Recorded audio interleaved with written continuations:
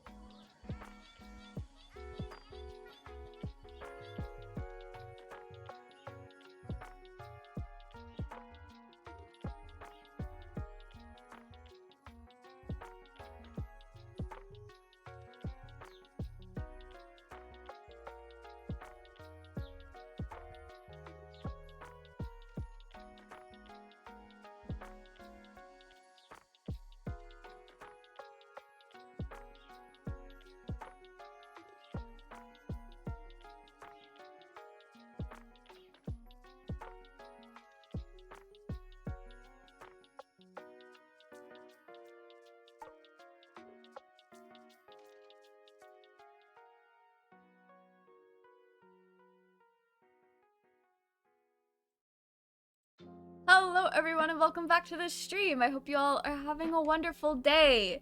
Welcome in, Froggy. I hope you are doing well. I also sometimes get carried away in what I'm doing and forget that it's a stream day. But anyway, it is officially February, which means it is officially dating sim season. So, I've got my rose-colored glasses, and I am here to make some bad decisions and pick out a new baby girl. Anyway, today we're playing Monster Prom. I've never played it before. I've seen bits and pieces of it through like Whelm streamed and Ranboo stream, but I didn't actually like sit down and watch it all. So I don't know a whole lot about what to expect. I do know that there's like a setting to be sexier for the costumes or something, but we're not gonna do that because I don't think that's terms of service. But we should be fine. Anyway, we're going into this mostly blind, so hopefully I don't fumble my way into a situation in the game that makes me viscerally uncomfortable like I did with the Dream Daddy last year. But I think all the characters are high schoolers, so we're probably not gonna accidentally find our way in a one-night stand route. Hopefully. Hell of a lot of birthdays. Oh yeah, one of my best friends, her birthday was yesterday. February is full of so many birthdays. Hopefully my BF can actually call them that now. Yo, nice, nice. Very, very exciting. I'm glad that worked out for you. When you said in the Discord that there was something like that going on, I wasn't sure if it was a good thing or a bad thing, but that sounds like a good thing. So, that's exciting. But yeah, if he comes, I hope he enjoys the stream. Okay. I don't have a whole lot else to say. Other than, I guess, let's just get into it. Just pure shock. No, that is so fair. That is so fair. Doing, just romance in general is just like that, I think. I don't know. I'm aromantic, so it complicates things a little bit. Makes it a lot more stressful than it needs to be. So... Anyway, I'm hydrated, and I'm ready to open this game. Hopefully it opens on the right screen. I love you, anime lo-fi music, but we don't need you anymore, I don't think. I think Monster Prom has its own music. We're gonna find out. It does. And it's loud. Okay. I need this game to give me a second. Perfect. I should have done this.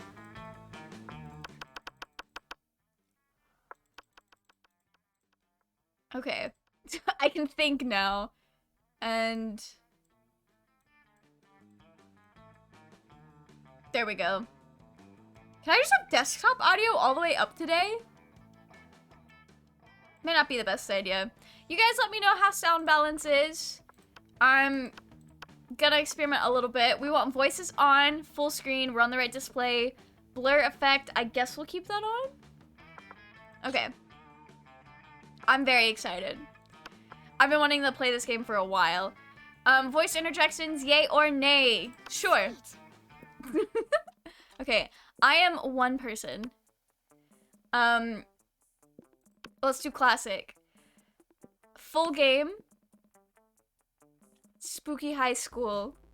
I love it. Everyone is playing this for Halloween, but I think it's like kind of a dating sim, so I'm going for more... I mean, we're playing it now, obviously. The sweetest years of our lives. Oh boy. Back then we were young and unafraid. Sometimes reckless, sometimes brilliant, sometimes just stupid. Honestly, it's been like 8 years since I've graduated high school, and that has not changed. Don't get into a one-night stand. I will try not to. I highly doubt it's going to be an option since all of the characters are high schoolers.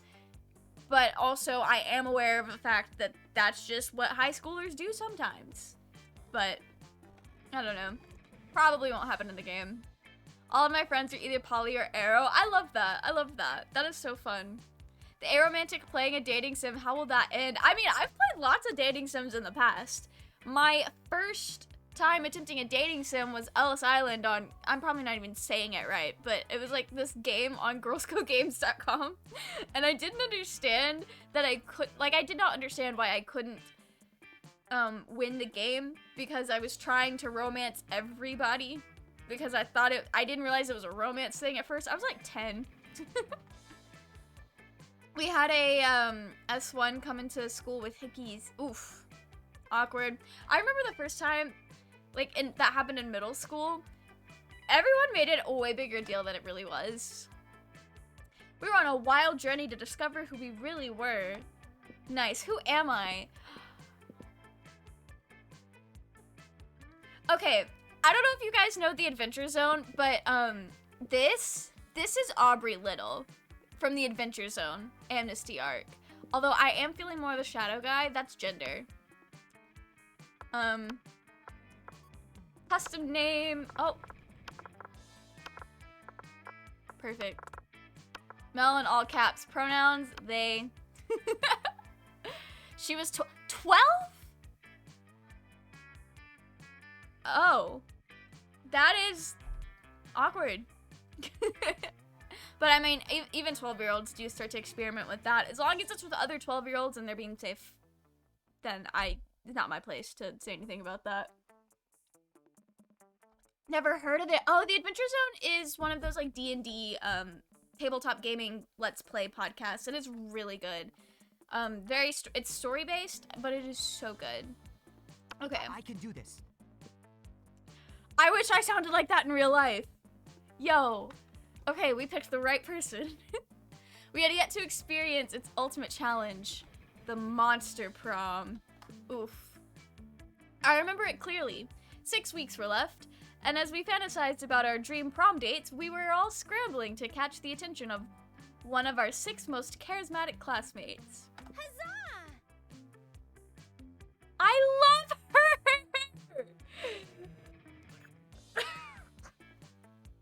All she said was huzzah, but that's all it took. That's all it took. Okay, we're probably gonna go for her, but let's see what the others are. Never did, never wanted to. That is so fair. That is so fair.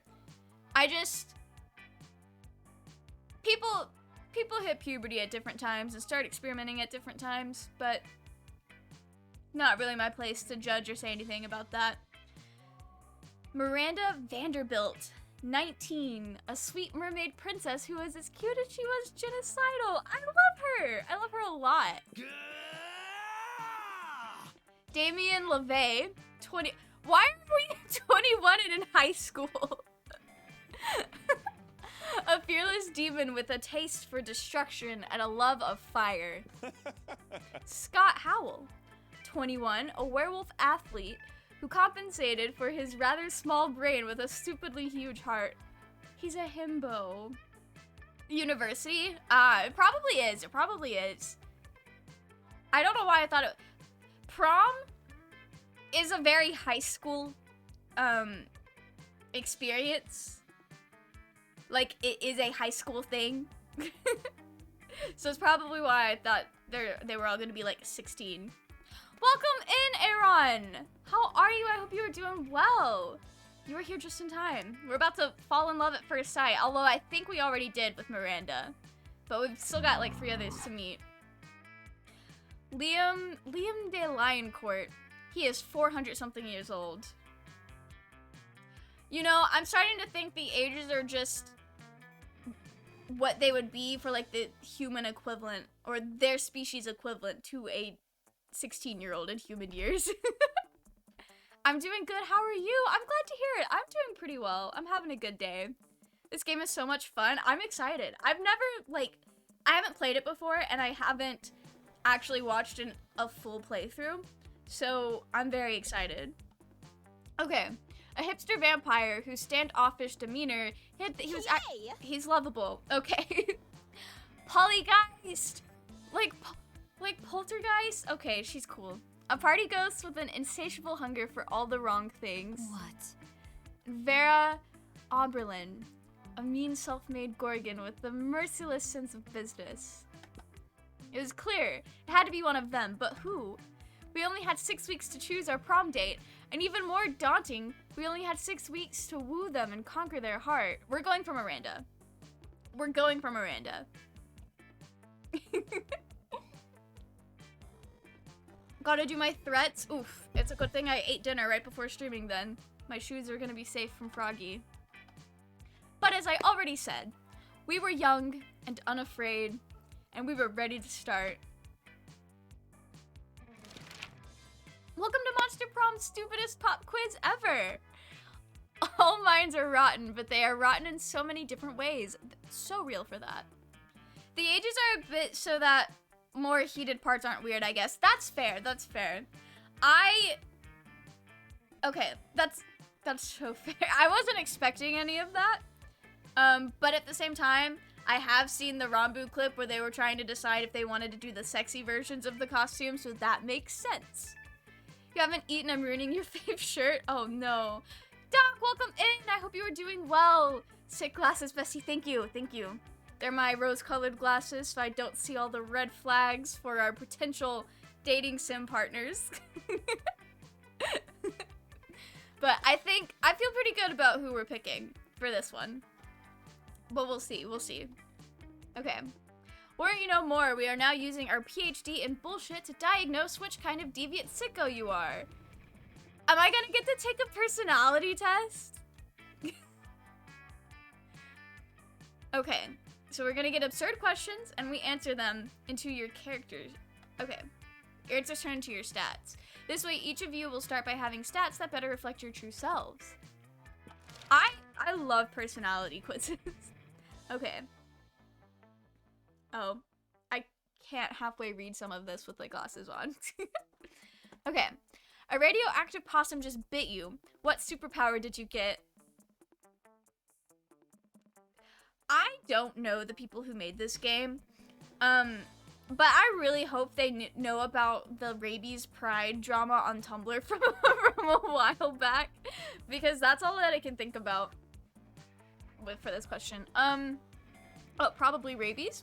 Superpower of always choosing the right combination of emojis to get the desired reaction from all people. Seducing my loved ones, burning my enemies, settling any argument, and even conveying complex emotional thoughts. You see, because I'm a Leo, I don't need to get bitten by a radioactive possum to do that. Incredible power of writing fanfiction so compelling that the actual creators of the TV show decided to go with my ideas and crazy ships.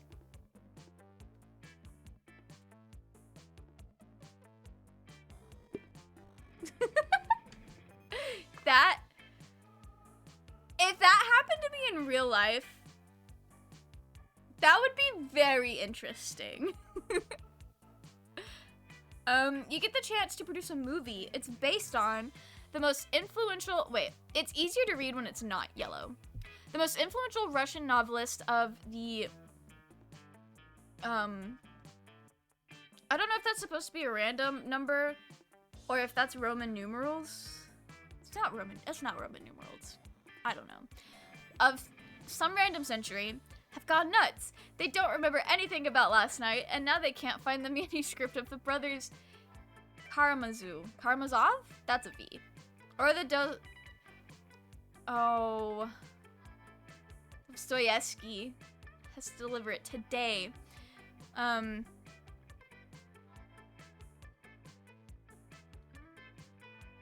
Something about 19. Oh, wait. 19th century. That makes sense. Thank you. Thank you. Roman numerals are not my strong suit. Okay. They're very confusing for me. Something about superheroes, but with a love triangle between a beautiful yet somewhat relatable girl. Maybe she's always stating she's a mess. And two of the super hot superheroes, which are all, that's actually sounds kind of boring. Two cool guys walking away from rad explosions, and they don't look at the explosions. They don't give a fuck about the explosions. They reflect on life and love. But it's super dope and kick-ass because they do so walking away from a never-ending explosion. Power from Chainsaw Man. All of these kind of sound like ass.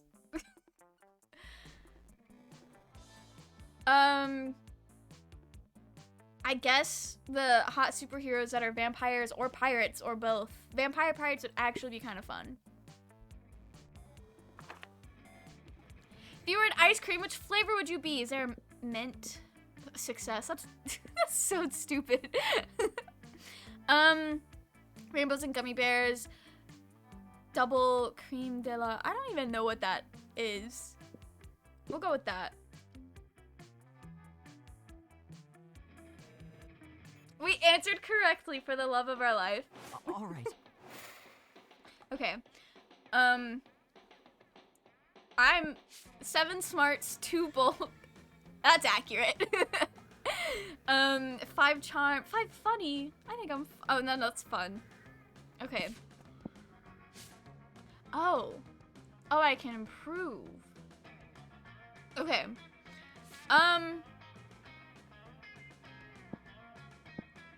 I guess let's... Okay. We'll go to the gym first. That day, an epic dodgeball match takes place. Everything seems lost, but you deliver an inspirational speech that fuels your team spirit. This is what's gonna happen when I get into MCC. Leading to a spectacular comeback. You're clearly a natural-born leap. That's a lie. I gain 2 charm. I gained 2 charm by winning the Minecraft championship. Later, you see Miranda and Vera cornered by the wolf pack, who are watching them like a pack of wolves. Okay. The wolf pack is here. I like how only one of them is actually a character and the rest are just ominous wolf shadows. How would one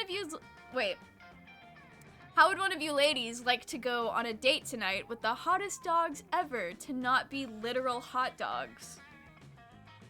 What? I wouldn't at all. What a commoner. Not the commoner insult.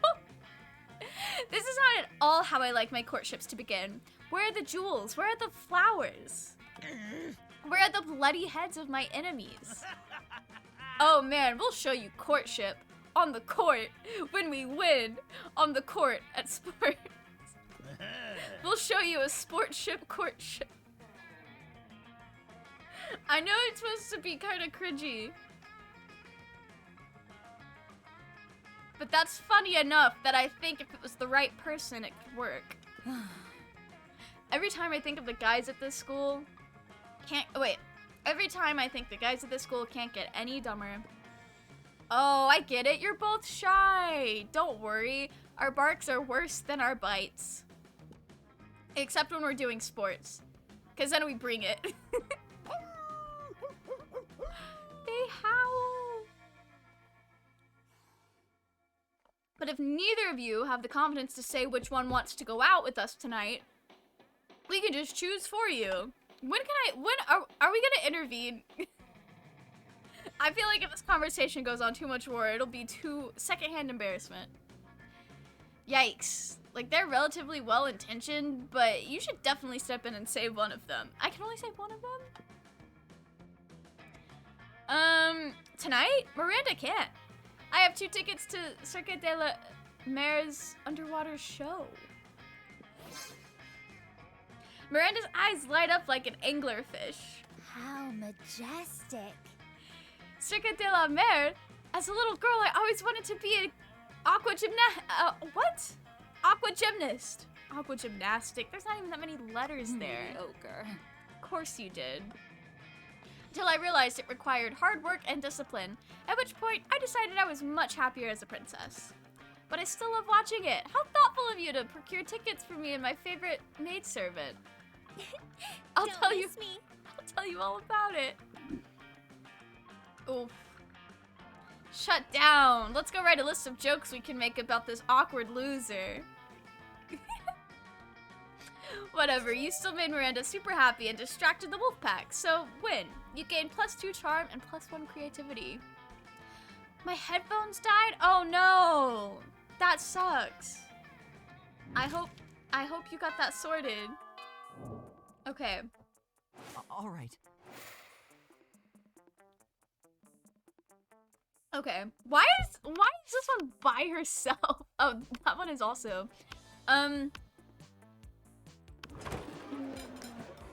As usual, Miranda sits before her immaculate array of carefully arranged silverware.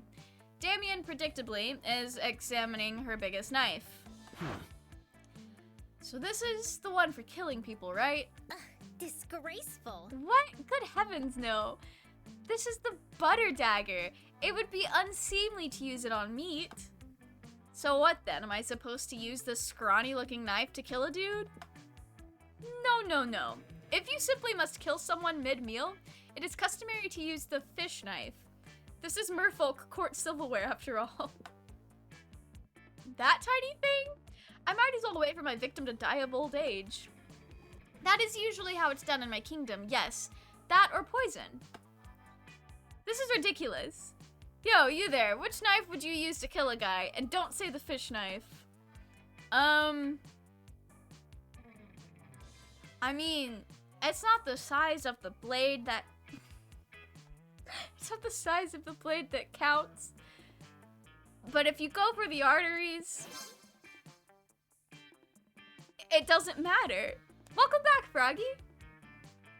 I said not to, but you said, I'll show you which knife is used for murder. Stole my mother's? Ooh, that's fair. That is so fair. Damien picks up the big scary knife he wanted to use in the first place and lunges at you. You pick up the fish knife. Yes, defend my honor. Make sure to hold the knife with pinky extended. Why is she just a female version of Tamaki from Ouran High School Host Club? And the way that I picked her, because Tamaki was also one of my favorite characters. Wow. You know, deep at our core, we never change. People are capable of change, but there are some core aspects that just never change. What? How did you disarm me? I'm normally the best at stabbing. Fuck me, I guess. The fish knife really is the best for murder after all, huh? One must never doubt a princess in matters of silverware, my dear. Miranda is so impressed with your prowess in combat and silverware, she awards you her napkin as a token. Oh. Okay, we successfully did well. All right. Okay, so I think the stats that matter most to Miranda. Why did my charm get so high? Miranda likes money. So let's go to the library and get better money. That day you spend some time on the library's PCs playing some good old online poker. Gambling seems like a stupid and dangerous decision, but who cares? This time it paid off, so fuck it. You gain +2 money. Nice. After all that, you decide to look for a spot outside the school where to get some good what? After all that, you decide to look for a spot outside the school where to get some good sunbathing. Okay. But you fail to focus on your sunbathing since you see Scott and Miranda deep in conversation. It's a sports game thing, Miranda. I think I'm a good boy, but there's something that just gets me growling when I see that opposing team. Yuck! Scott, believe me, I understand better than you may think. It's exactly how I feel about those horrendous air people. Air people? Yes, Scott. Obviously, the air people. I know I've told you about them before. They're the sworn enemy of the mer people. And they must be destroyed if they refuse to accept our superiority. Not the... All of them? That sounds really hard. It will be. They're a horrible, ruthless nation of feathery socialists who refuse to bend a knee no matter how many times my father invades. They don't like guacamole, Scott. They don't like guacamole. They eat the crusts of their peanut butter and jelly sandwiches. Oh, she may not like me. Disgusting! They wear socks with sandals. Listen, my feet are too clammy to not wear socks with sandals, Miranda. Welcome in, Blue. How are you? Scary movie scene of what's up in German. Was geht ab? Nice, nice. Nice. Welcome, and I hope you were doing well. We are trying to woo her. And I think it's going pretty well so far. I think it's going pretty well. Although I don't think she would like me in real life. Whoa! Socks with sandals and fanny pack. Okay, I never worn a fanny pack, so we could agree on that one. Oh man, that's a pretty scary enemy, Miranda. What are the mer people gonna do about it? That's a great question, Scott. We've tried reasoning with them through bombs, chemical warfare, and torture, but they're entirely unreceptive. It's really weird that wouldn't sway the air people, but maybe you can step in and help. Scott and Miranda probably have different takes on what the best strategy would be, so think hard about what you pitch. Wipe them out. Make the air kingdom the mer kingdom by flooding the entire sky. You see, I know that's her answer. I think Twitch shadow banned me. Oh no, why would you say that? I'm playing with a pen, and I just found out the top part just screws on. Anyway, I fixed it. That was very weird. Oh yes, of course. That's a brilliant idea, Mel. It's almost as if you know the old adage from my kingdom. It won't count the viewers that are watching. Oh, that's weird. I know sometimes the stats are inaccurate. I don't think Twitch does a shadow ban per se, but it's just some like weird bug thing. But no, that is weird. Hopefully it sorts itself out pretty soon. Some people are lurking, but Twitch still says 1 viewer. Yeah, I've noticed that before. Because I've been in other people's chats, and there's been, like, people in chat, but the number never updates. But also, I don't think it's a very accurate to begin with, like, anywhere. So maybe it's just, when you stream with small enough numbers, it's a lot easier to notice the inaccuracies in the viewer count when you're streaming. I don't know, that is pretty weird, though.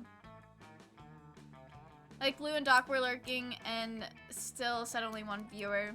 Yeah, while you're live, that count is not accurate at all. I'm not 100% sure how accurate the count is, like, after the fact. But while you're live, everyone has said that is inaccurate.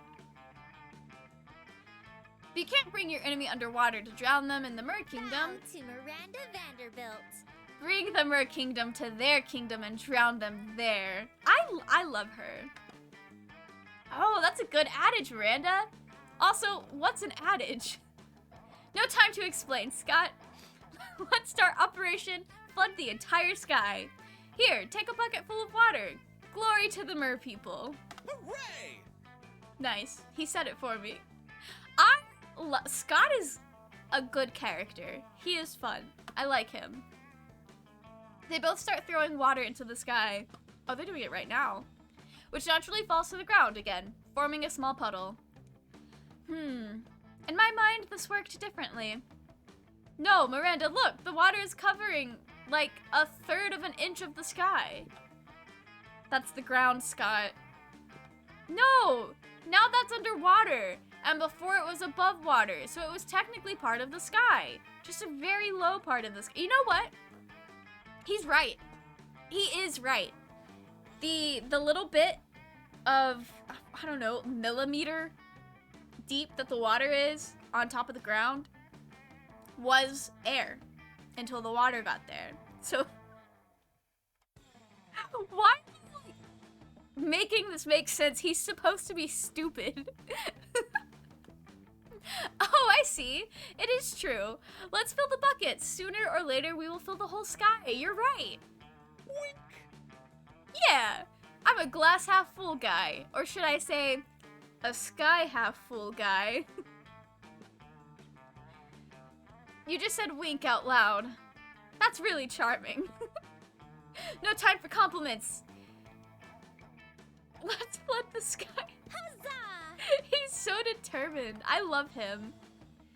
You spend several hours throwing water into the sky with little to no effect. Still, it seems Miranda thinks you're a warfare genius. Huzzah! You gain +2 creativity and +1 to boldness. I should probably work on my boldness. Alright. How do I be bold? Where do I go for bold? What does that mean? I do wanna, why? Nothing better than Mel's stream. I appreciate that. I'm glad you feel that way. The sunglasses? The sunglasses one is the bold. Okay. We'll go to the bathrooms then. I'll see what is up with that later. The day you skip class and just hang out in the bathrooms because you respect no authority. I guess some people just want to watch the world burn by skipping class and hanging out in the bathrooms. You give 0 shits, but you gain +2 boldness. Mel passed the vibe check with the sunglasses. I did. Afterwards, Miranda summons you. She summons me. Feels weird to be summoned, but you comply. You can't resist her merman goons. Greetings, fellow classmate. Thank you for coming, my dear. I have finally decided to trust you with my most important aspirations. I am destined to be Queen of Prom.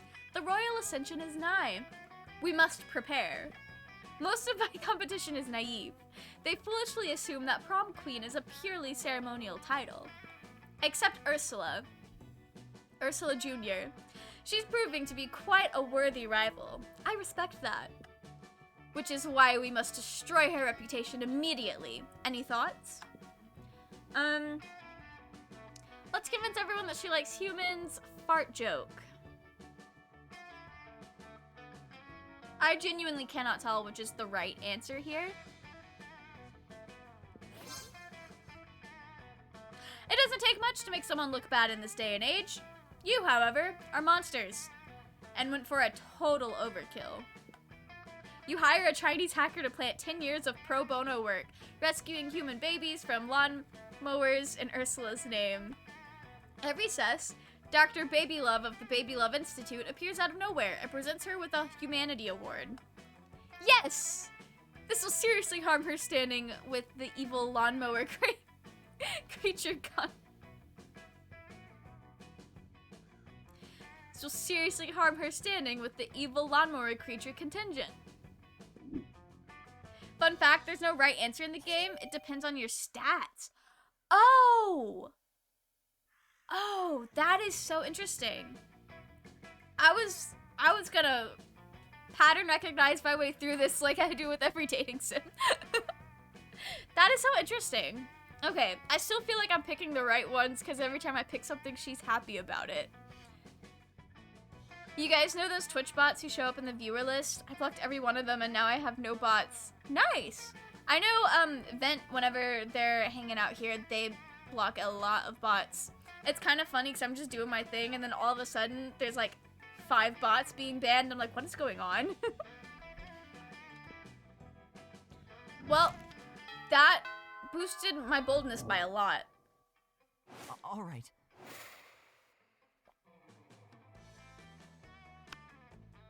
Of course. Can I sit next? Why do I sit on the other side of her? You arrive at your chosen table to find Miranda folding napkins at Vera? She's folding napkins at her? Interesting.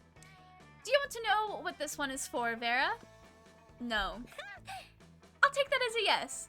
The rose-shaped napkin fold is for birthdays between the ages of 16 and 22.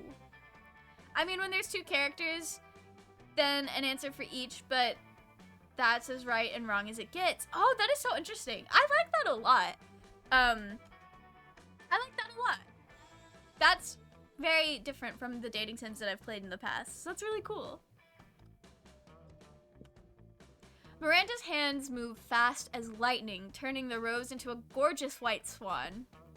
By contrast, this swan folding is for first weddings, third weddings, and swan giveaways. As a fashion enthusiast, I have never been so bored by a piece of fabric. Oh, and this black swan folding is for weddings where you plan to brutally murder all the guests. I love that there's like a special napkin folding for that, because that means it's happened several times in her kingdom. Like it's a frequent thing. Today I had online classes, but I realized too late because after work I went to school because I thought it was a normal day. I was wondering where everyone was, and then I checked the plan again, and yeah, online classes, so I went home and joined the class. Oof. Yeah, sometimes, like, doing the hybrid, it gets really hard to keep up with when you're supposed to be online and when you're supposed to be in person.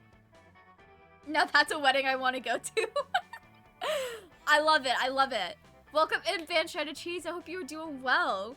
We're trying to go to prom with Miranda here, and I think we're doing pretty good. We're only on week 2, but I feel confident. Not very popular, the Black Swan folding, but the fact that it is a thing. Okay, that's sort of cool, but I'm still aggressively uninterested. You happen to have some napkin folding skills yourself. Maybe you can spice up this interaction. You decide to show off your most impressive napkin fold. If you fold the napkin like so, it creates a self-aware napkin whose sole purpose is to fold more napkins. This writhing snake fold is for when it's time to leave Vera alone and stop explaining napkin folds. That's boring. Oh, that's adorable! Look at it folding everybody's napkins. It's like a tiny, adorable serve. It looks like it's folding other napkins into more self-folding napkins. I know, it's so efficient. Go, little napkin serve, be free. Aren't you worried this will turn into a self-replicating napkin scenario, progressing geometrically until the world is nothing but napkins? That would be interesting. Why, that sounds lovely. You're impossible. They're like, I feel like they're best friends, but they're like the dynamic that you would never guess were friends. Wish me luck at the doctor in 3 weeks. Ooh. Good luck. I hope it's nothing too serious. But good luck. Hopefully it goes well. You seem to have mispronounced impeccable. Whatever. I'm leaving before the napkin folk take over the world. Bear leaves you alone for a romantic lunch with Miranda. You can't hang out too long, though. You've got to stop those napkins before they take over the world. We go to the doctor? Not everybody's American, Van Shredded Cheese. I feel like we're doing really well. We're gonna get to date Miranda. I do want to know what's this? Who is she? Welcome to my little shop. Buy some shit. I have shit that will boost your stats, shit that'll lead you into stupid new adventures, even some shit that might be much needed at some very specific moments. Take a look. Oh, okay. I'm too poor. I'm too poor for this. Okay. Cancer screenings. I have a suspicion. Oh, well, hopefully they don't find anything. But if they do, hopefully it's like early enough to not be a big deal. But no, it's good that you're going to get that checked out since you do have suspicions. I get free doctor stuff. Nice, nice. Very cool. This is an event?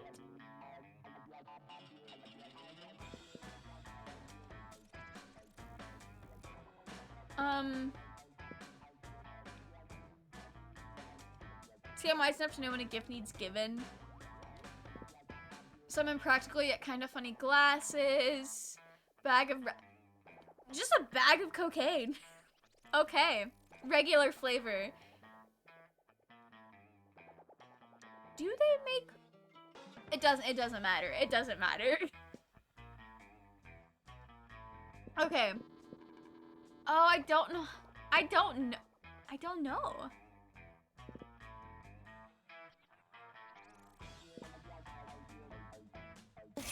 Catch you later. Mind control? Okay.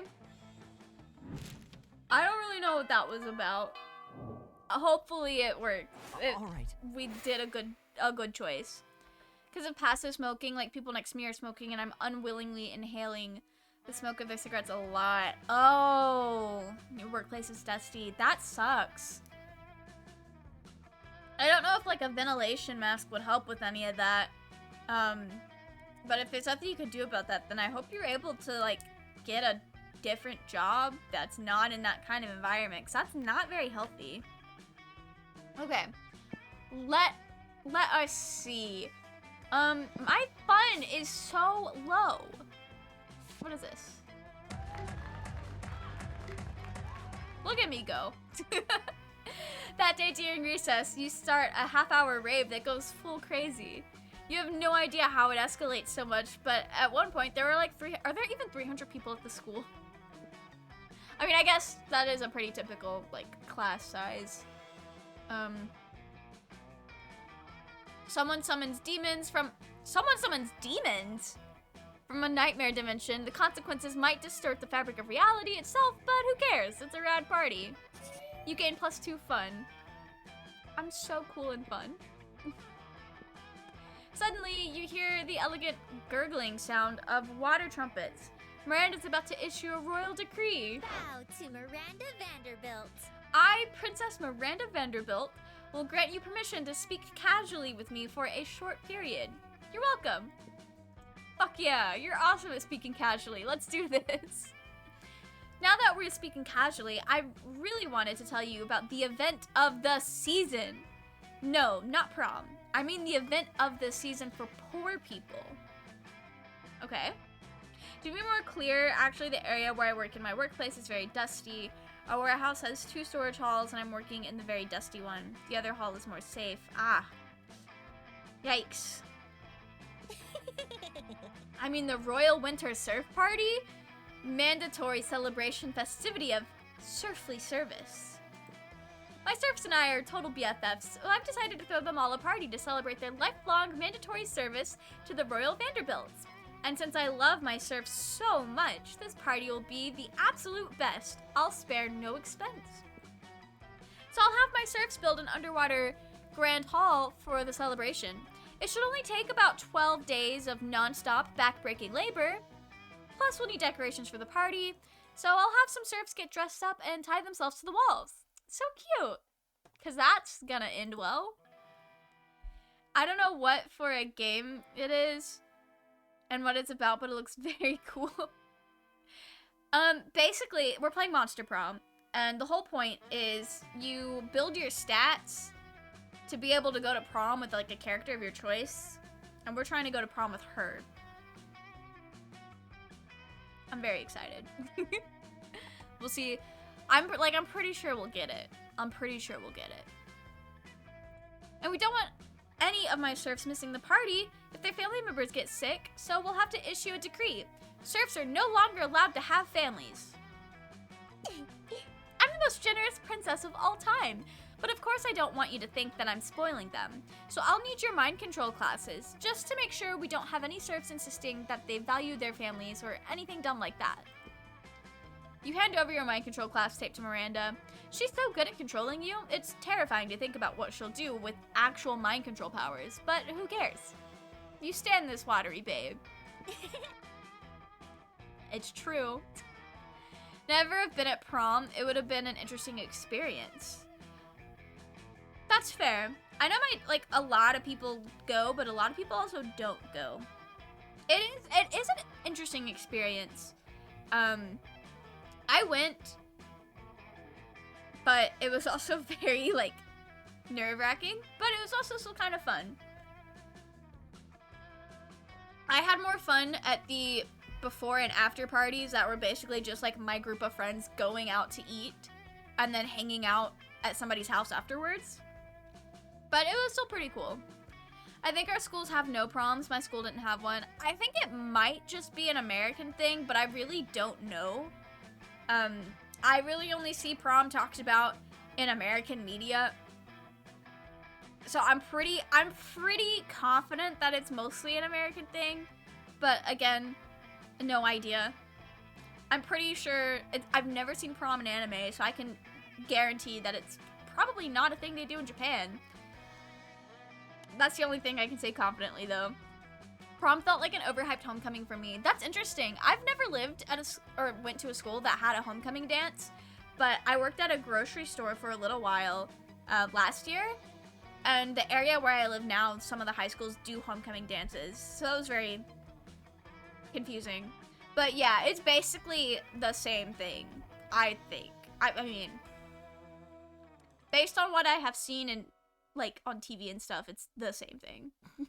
Homecoming and prom are... There's no difference, really and truly. When I watch movies and series, I always see proms at American schools. Yeah. It's something that gets hyped up a lot. More so in media than the school itself. I went to 2 different high schools, and so for those who don't know, prom is typically for like 11th and 12th graders, which are like the last 2 years of high school, and I think it's like 16 to 18 year olds basically. And I went to a high school for the first 2 years, and then I moved states. But so the first high school I went to, basically,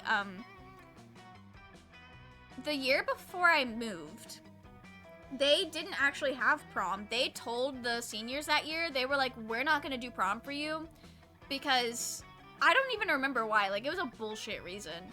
And they told the seniors that year if they wanted prom, they were gonna have to do it themselves. So this one girl who had like a rich family basically organized prom herself. I don't know how it went, but I was like, bro, that's wild. That school was on some shit. They stopped doing pep rallies and everything because they told us we didn't have school spirit, so they just weren't gonna do pep rallies like during the day anymore, which like I was fine with that. That didn't hurt my feelings. But they just started like pulling a bunch of stuff back. I was like, that's kind of weird. But I don't know why those decisions were made. My school was seniors only for prom. Oh, that's interesting. I've not heard of schools doing that. But I guess it would make sense if you live in an area where like there's a ton of people at your high school. We had school disco, which was open during a large break. That actually sounds really fun. My school had no dance events or something like that. That's fair. That's fair. It wasn't a prom. You just went there and started dancing and hanging out. That's basically what prom is, but with like a formal dress code, basically. Depends on the school size, yeah. Yeah, that's fair. None of the high schools I went to were, like, super big. Like, I don't know how many people were at my first high school, but I know my second high school, like, I graduated in a class of, like, 300-something people. And then, obviously, like, not everybody in a grade is gonna go to prom. So, that math doesn't seem right. It might have only been, like, 250. It's been a while. Like I said at the start of stream or earlier, it's been like 8 years. Wow. Okay. She's in a good mood. She's so excited. She feels like singing. Suddenly, an adorable little eel pops out of Miranda's purse. I guess you now finally know Najimi's pronouns. Yeah, I did see you say that in the Discord. It's like I thought. They, them was probably the safest bet. My school district had 3 high schools, and each class was 400 people per school. So they had 3 proms, 3 consecutive nights, and some people went to all of them. That is a lot. I mean, I can't judge, because I go hard like that at anime conventions, and I know it would be the same amount of energy and effort to do prom 3 nights in a row. But that is really interesting. Mel and Najimi, we are the same. We just are the same. Suddenly, an adorable little eel pops out of Miranda's purse. Yes, that's a great idea, Princess Miranda. Let's sing. Miranda starts belting, and the eel starts singing back up. Wow, this eel has shockingly great harmony. The seaweed is always greener in a democratic state, but my loyal serfs all love my exceedingly high tax rates. Under my rule, serflings know better. They will serve me forever. Now go eat your gruel. So, I think her red flags are her politics and her exploitation habits.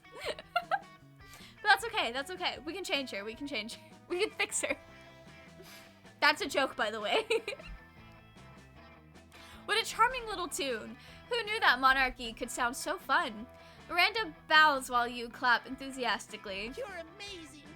Wow, Princess Miranda, you're amazing. You have the prettiest singing voice in the whole wide world. I know, right? My execution serfs made sure that no one in the whole country was a better singer. Now, let me introduce my song serf, Mr. Feel the Eel. It's me, Mr. Feel the Eel. Pleasure to meet you. I'm the luckiest eel ever because I get to help Princess Miranda plan the winter surf party. Feel the Eel sounds like Moxie from Hell of a Boss. And I think that's very funny. Is it a coincidence that you always stream on the days where I have school? I thought Tuesdays, Thursdays, Saturday was a good pattern. And that's just what I've been doing for a while. I come late home and then I see your stream. Oof, nice. But no, it's a coincidence, but it's also a set pattern. I don't blame you, don't worry. It's fair, that's fair. That's right, of course. I need my serfs to do most of the preparations for the party, as I'll be entirely consumed by the planning process. The burden of leadership falls upon royalty after all. Now she sounds like the king, poet, and soldier quiz. All of the answers that point toward king are the burden of leadership and responsibility. For example, I'm going to do the difficult mental work of deciding that there will be drinks at the party. Now that I've done the first half of the work, I'll leave you two to decide what kind of drinks and how we'll get them, and who's going to pay for them, and all of the rest of the planning. She's so real for that. She is so real for that. You're so smart, Princess Miranda. We'll take it from here. I must depart. Yay! I'll leave this to you two, because I need to go recline in a velvet chaise and gaze out the window longingly. What an amazing opportunity! For the death of the prince. No! What? Good job, comrade.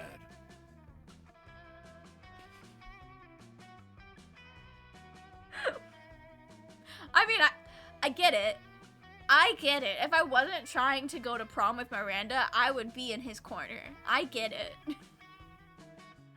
Actually, it's the perfect way to end the day, watching your stream while vibing after a long, tough day. That is so fair. I really like that, that I can provide that for you. Very cool.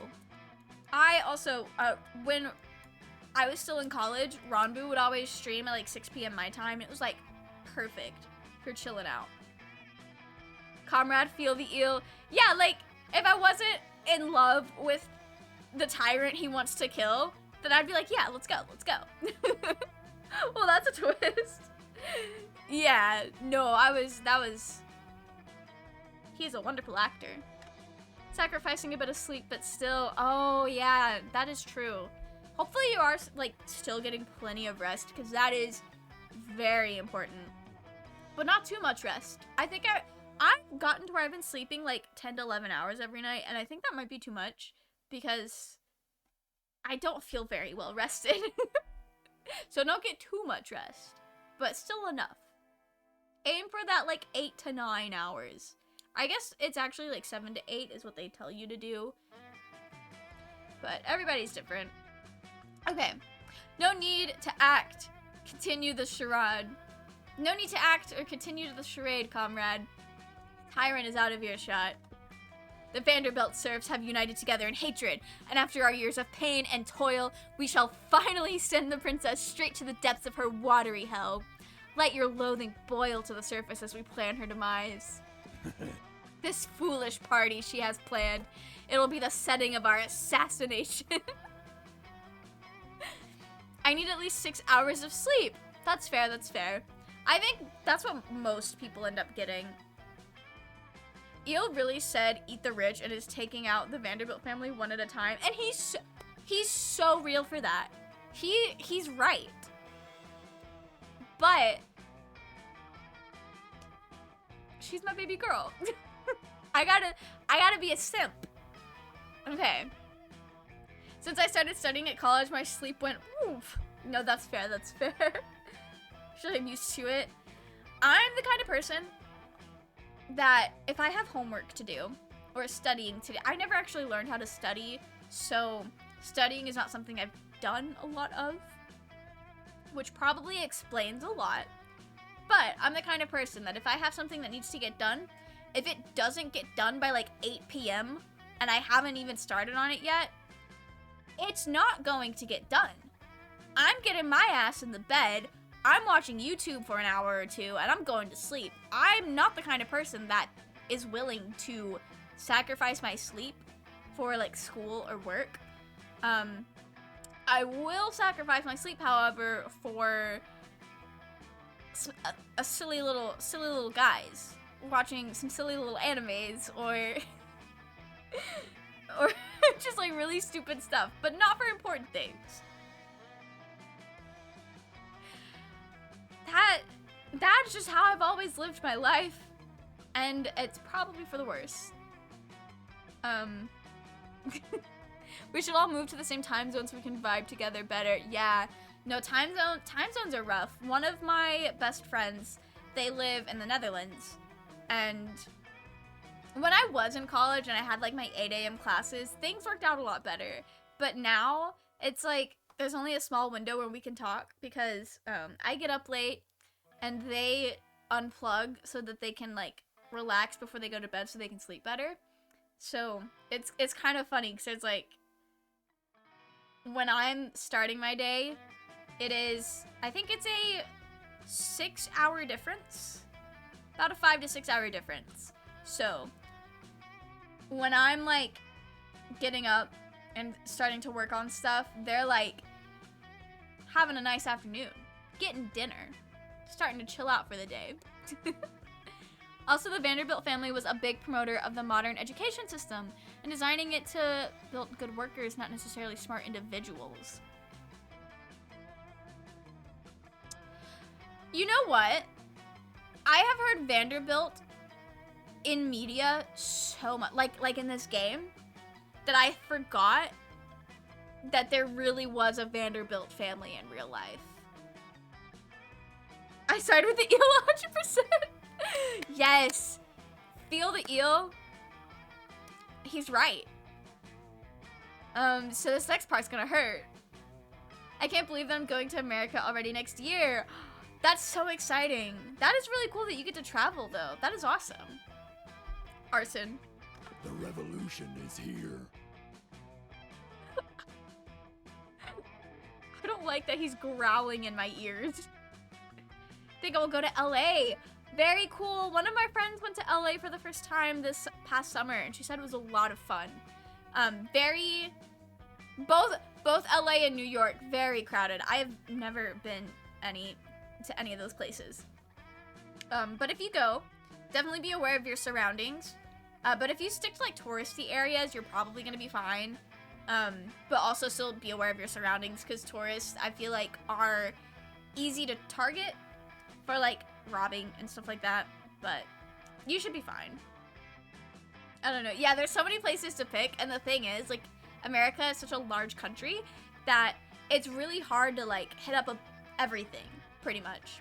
So if you go to LA, it'd be hard to do LA and New York. Like, it would be possible, but it could be a long trip. But either way, just look at the stuff that you want to do the most and see where you would like need to go for that. So like if you're into Broadway or musical theater, New York might be a better place to visit. But I don't know what you want to go see. I know America has a few time zones, but still there won't be issues to join your streams. Yeah, I know New York is in my time zone. And it's like the farthest east one on the US. And LA is like 3 or 4, like 3 or 4 hours behind. I think it's only 3 hours behind me. So like right now, it is 7:05 p.m. where I live. In LA, it is 4 o'clock in the afternoon, I think. That feels correct. Yeah, no, yes. Something like that.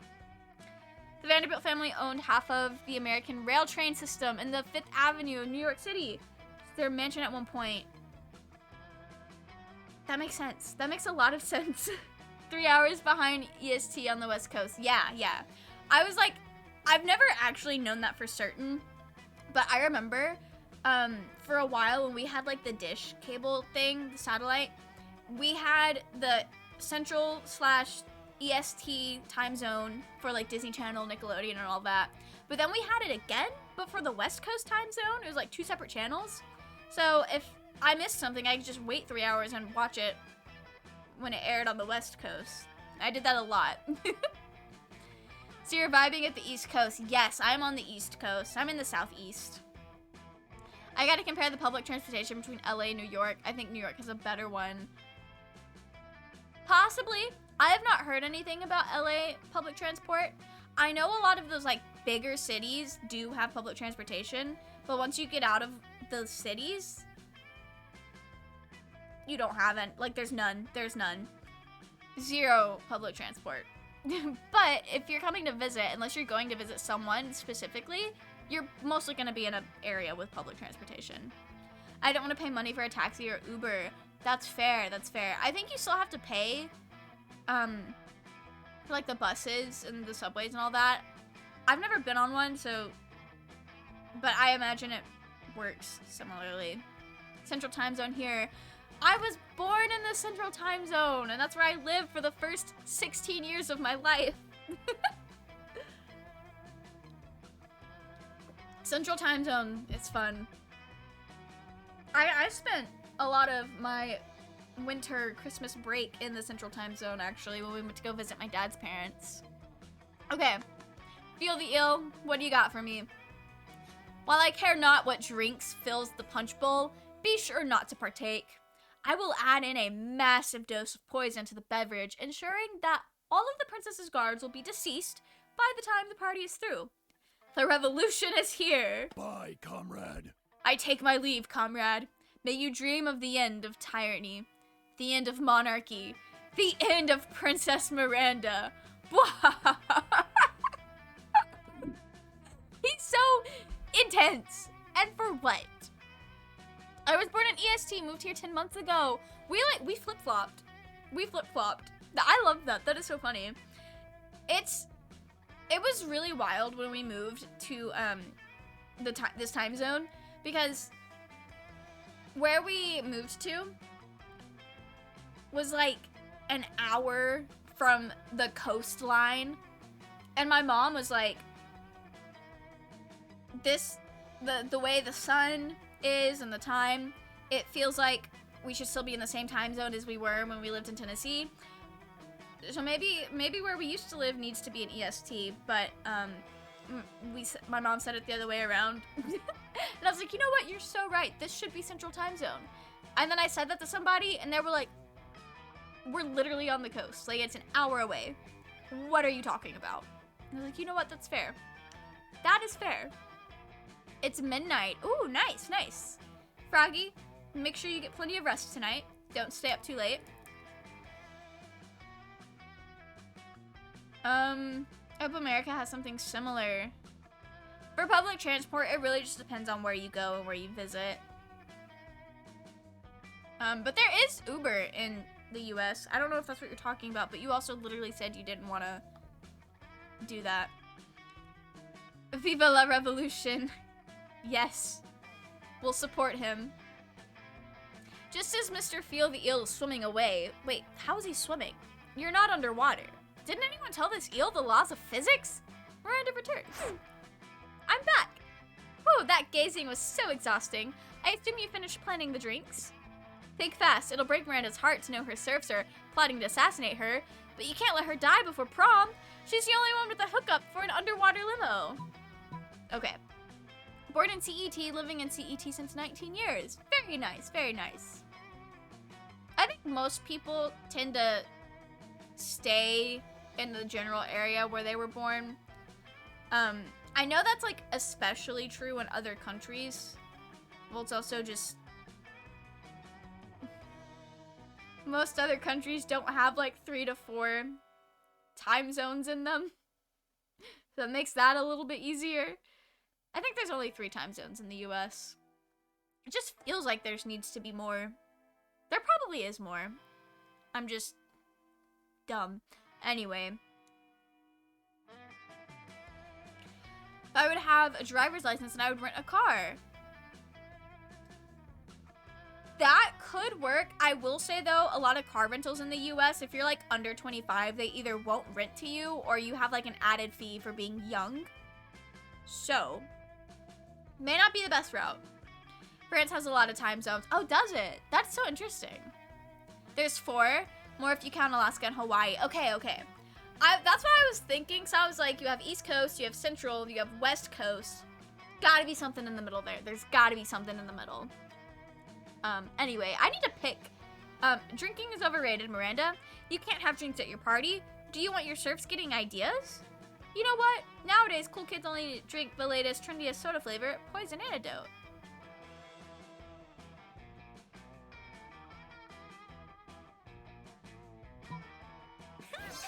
Okay.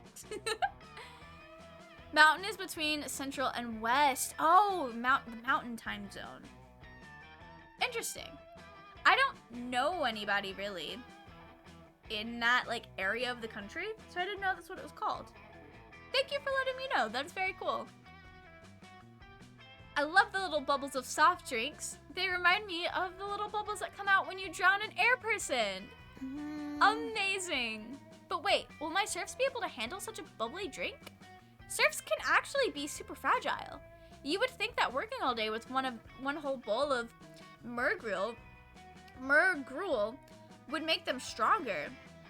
There's only one way to know. Let's test the soda on some real-life actual surfs. Miranda rounds up 3 of her human test surfs, and you administer a dose of Poison Antidote flavored soda to all of them. The surfs love the flavor, and the soda counteracts some of the poison the Vanderbilts placed in their water supply to keep the population docile. Huzzah! My surfs look better than ever. We'll definitely serve this at the winter surf party. And bonus, I'm pretty sure this counts as providing adequate healthcare. Best monarch ever. I love her. France has many overseas territories in the Caribbean, South America, and in the Pacific. I did not know that. I know the US has a few territories, which is really weird. Really weird of us. But I did not know that other countries did as well. I ignorantly thought that for most of the world or the rest of the world, we all left our colonizing days behind in the past, but I mean, I guess obviously that's not true.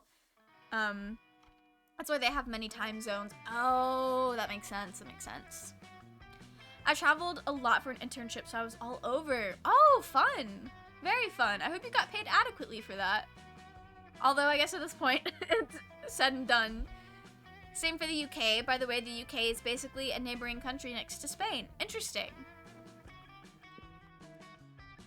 Miranda is overjoyed, and you're able to get coverage under the new Mer Kingdom healthcare plan. You gain +2 fun and +1 money. Nice. All right. I get to sit next to her. Nice. You arrive at your chosen table to find Vera-looking askance? That is a word that I've legitimately never seen in my life before. A single very suspicious looking apple. Miranda, honey, your apple seems to be pulsing with unhealthy purple light. Oh, I'm sure it's just your imagination. Ugh. It also has a skull on it, and it smells like lighter fluid. I don't think it's for eating. Of course it's for eating. It's a perfectly standard poison apple. You know, the sort that puts a princess to sleep for 100 years? You literally just admitted it's poison. I know. And I always said I wouldn't be the kind of princess who eats poisoned apple. But how else will I find a prince to wake me with the true love's kiss and live happily ever after with me? I'm right here, girl. I'm right here. The pay was alright, but once overtime kicked in, amazing. Plus, travel expenses were covered. That is awesome. I'm very happy about that. very happy for you about that. There we... Grammar. I used to be great at it. Because of Gibraltar, Gibraltar is an overseas territory that is owned by the UK and is bordering Spain. Oh, interesting. That is very interesting. Girl, we need to have a little talk about feminism. You back me up on this. Tell her she doesn't need to poison herself for the sake of a man. Like, yes, she does not. But I'm not a man. You don't need to eat that apple. Princes should be eating poisoned apples so that you'll kiss them. You don't need to eat that apple. There are plenty of eligible princes on hotprincefinder.com. Nah. No! It's the...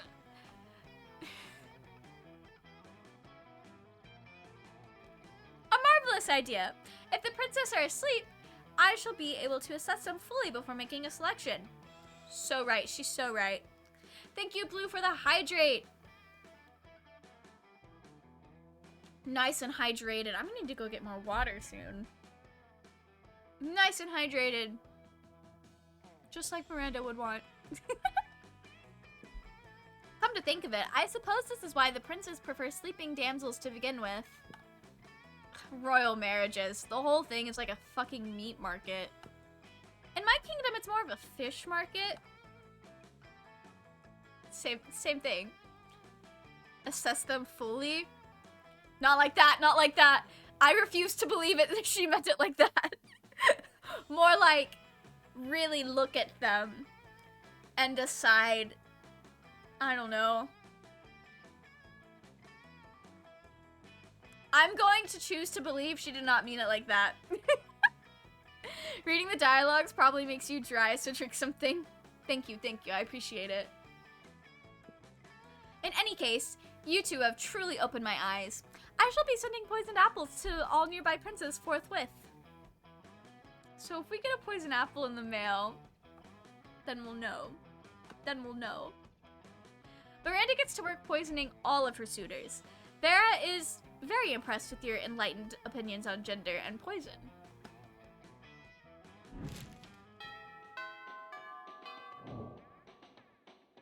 All right. Okay. Oh, my stats are pretty good. I don't know if there's like a max, but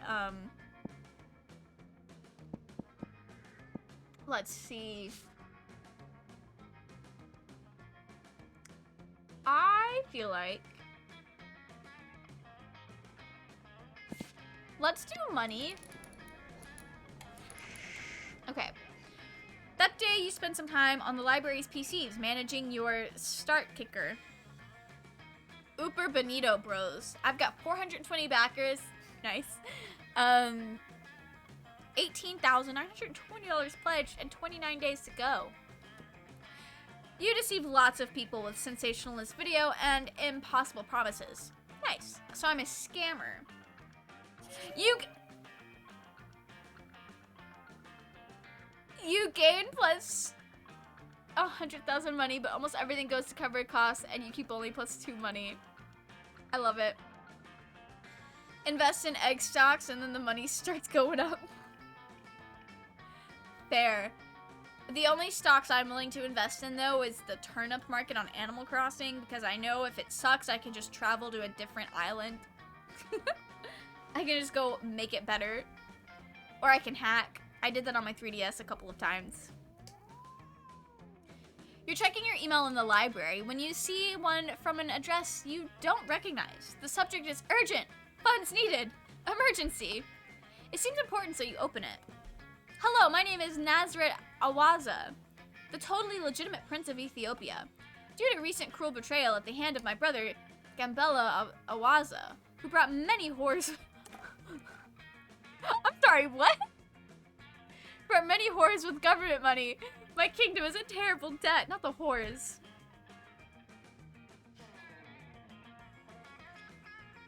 I did just look at my Dio figure from JoJo's Bizarre Adventure. That is the biggest whore I have ever seen in my life. I know most of you guys here probably don't know JoJo's, but just know, He's talking about Dio Brando. I require only a partial loan of 1,000 US American to regain my footing. Alternatively, you may simply provide your bank account routing number and I will transfer the funds myself. Once I have repaid the debt, I will compensate you with 10,000 handsome US dollars American. Recompense. Sincerely, Nazareth Awaza, legitimate prince of legitimate actual Ethiopian government of Ethiopia. His story is so sad. You really only have two options here. Right back to the Honorable Nazareth Awaza of Ethiopia. While I cannot offer direct financial support at this time, here are some tips for how you might improve your failing economic system.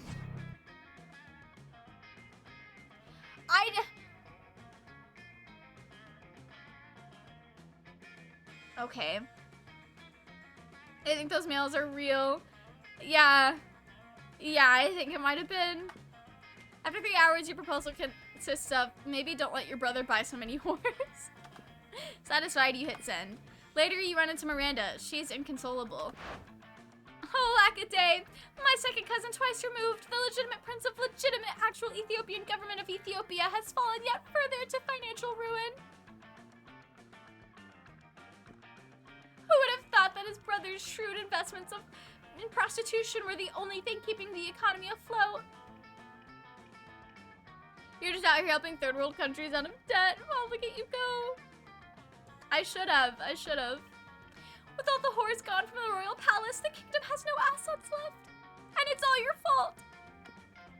Who would have known that fixing a whole country's economy was a bit too much for a high school student? Unexpected. I lose. Smart and charm. This crushes me.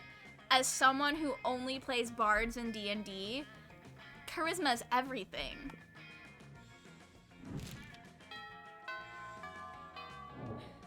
Damn. I'm just trying not to get scammed. That's all. That's all I need. Okay. I'm gonna work on my charm. That's a gym. That's the gym. Another dodge bolt match.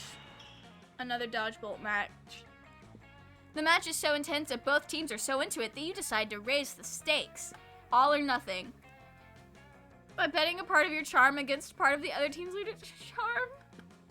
The commitment amazes your whole team and their spirit is fueled by determination. Finally, you win and take +2 charm from the other team's leader. She's now a bit less fabulous. Around the corner, you hear the sound of Princess Lee singing and Eilish maracas, which can only mean one thing. Oh, Mr. Feel the Eel, I'm just so excited for the winter surf party I could... Under the ocean. Sing? Oh, I guess. I was gonna say I'm so excited I could burn down a medium-sized village, but singing is a great idea too. Let's do it. Pinky, welcome in. Looking cool with the shades. Thank you. It is rose-colored glasses season. It is ignoring the red flag season.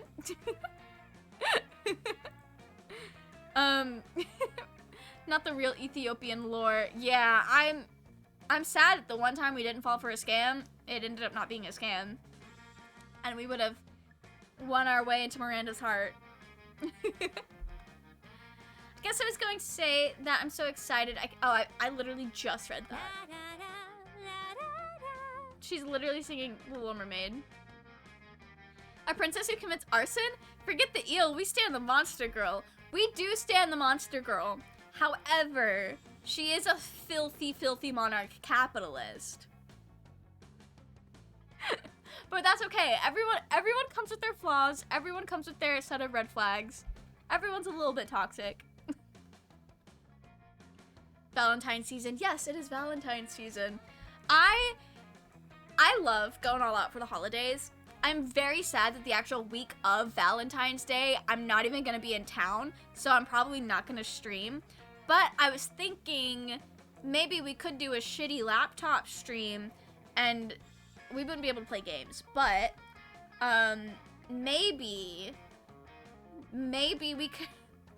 It'd be another stream that'd get muted because it was just like just watch AMVs of ships that I like, but that probably not gonna happen. But We'll figure something out. While people are waiting for Valentine's Day, I'm waiting for March because of the holy month of Ramadan. Nice, nice. Very cool. Very cool. I don't think anyone's, like, really waiting for Valentine's Day. I don't know, like... Maybe. I do know some people that love Valentine's Day because the aesthetics are so good. The aesthetics are great. And it's, like, the only time of year where that type of stuff is easily accessible. For, like, decor and stuff like that. Mr. Feel the Eel harmonizes perfectly with Miranda's feudal ballad. A whole new serf, though you have served me through and through. As your feudal lord, if I get bored, I will kill and replace you. Only love couples, probably. But, like, even then, not every couple, like, really celebrates Valentine's Day or gets super excited about it. So, I don't know. I don't know who is out here like, fuck yeah, it's Valentine's Day, other than people who just love the vibes. You give Miranda and her murderous eel a standing ovation. You were already standing, so technically you just started clapping, but it still counts. Still counts. I didn't see you over there, fellow serf. You're definitely not a serf, but you're also not about to correct an eel with a hidden switchblade. Beautiful singing princess. It's such an honor to join you in the magical wonder of song. You know, it's times like these that I'm so happy that I have serfs. I mean, if you weren't here, who would listen to my lovely singing voice? Me? Listen to my own voice? I don't think so. So sad. So true. Just the thought of Princess Miranda's songs going to waste.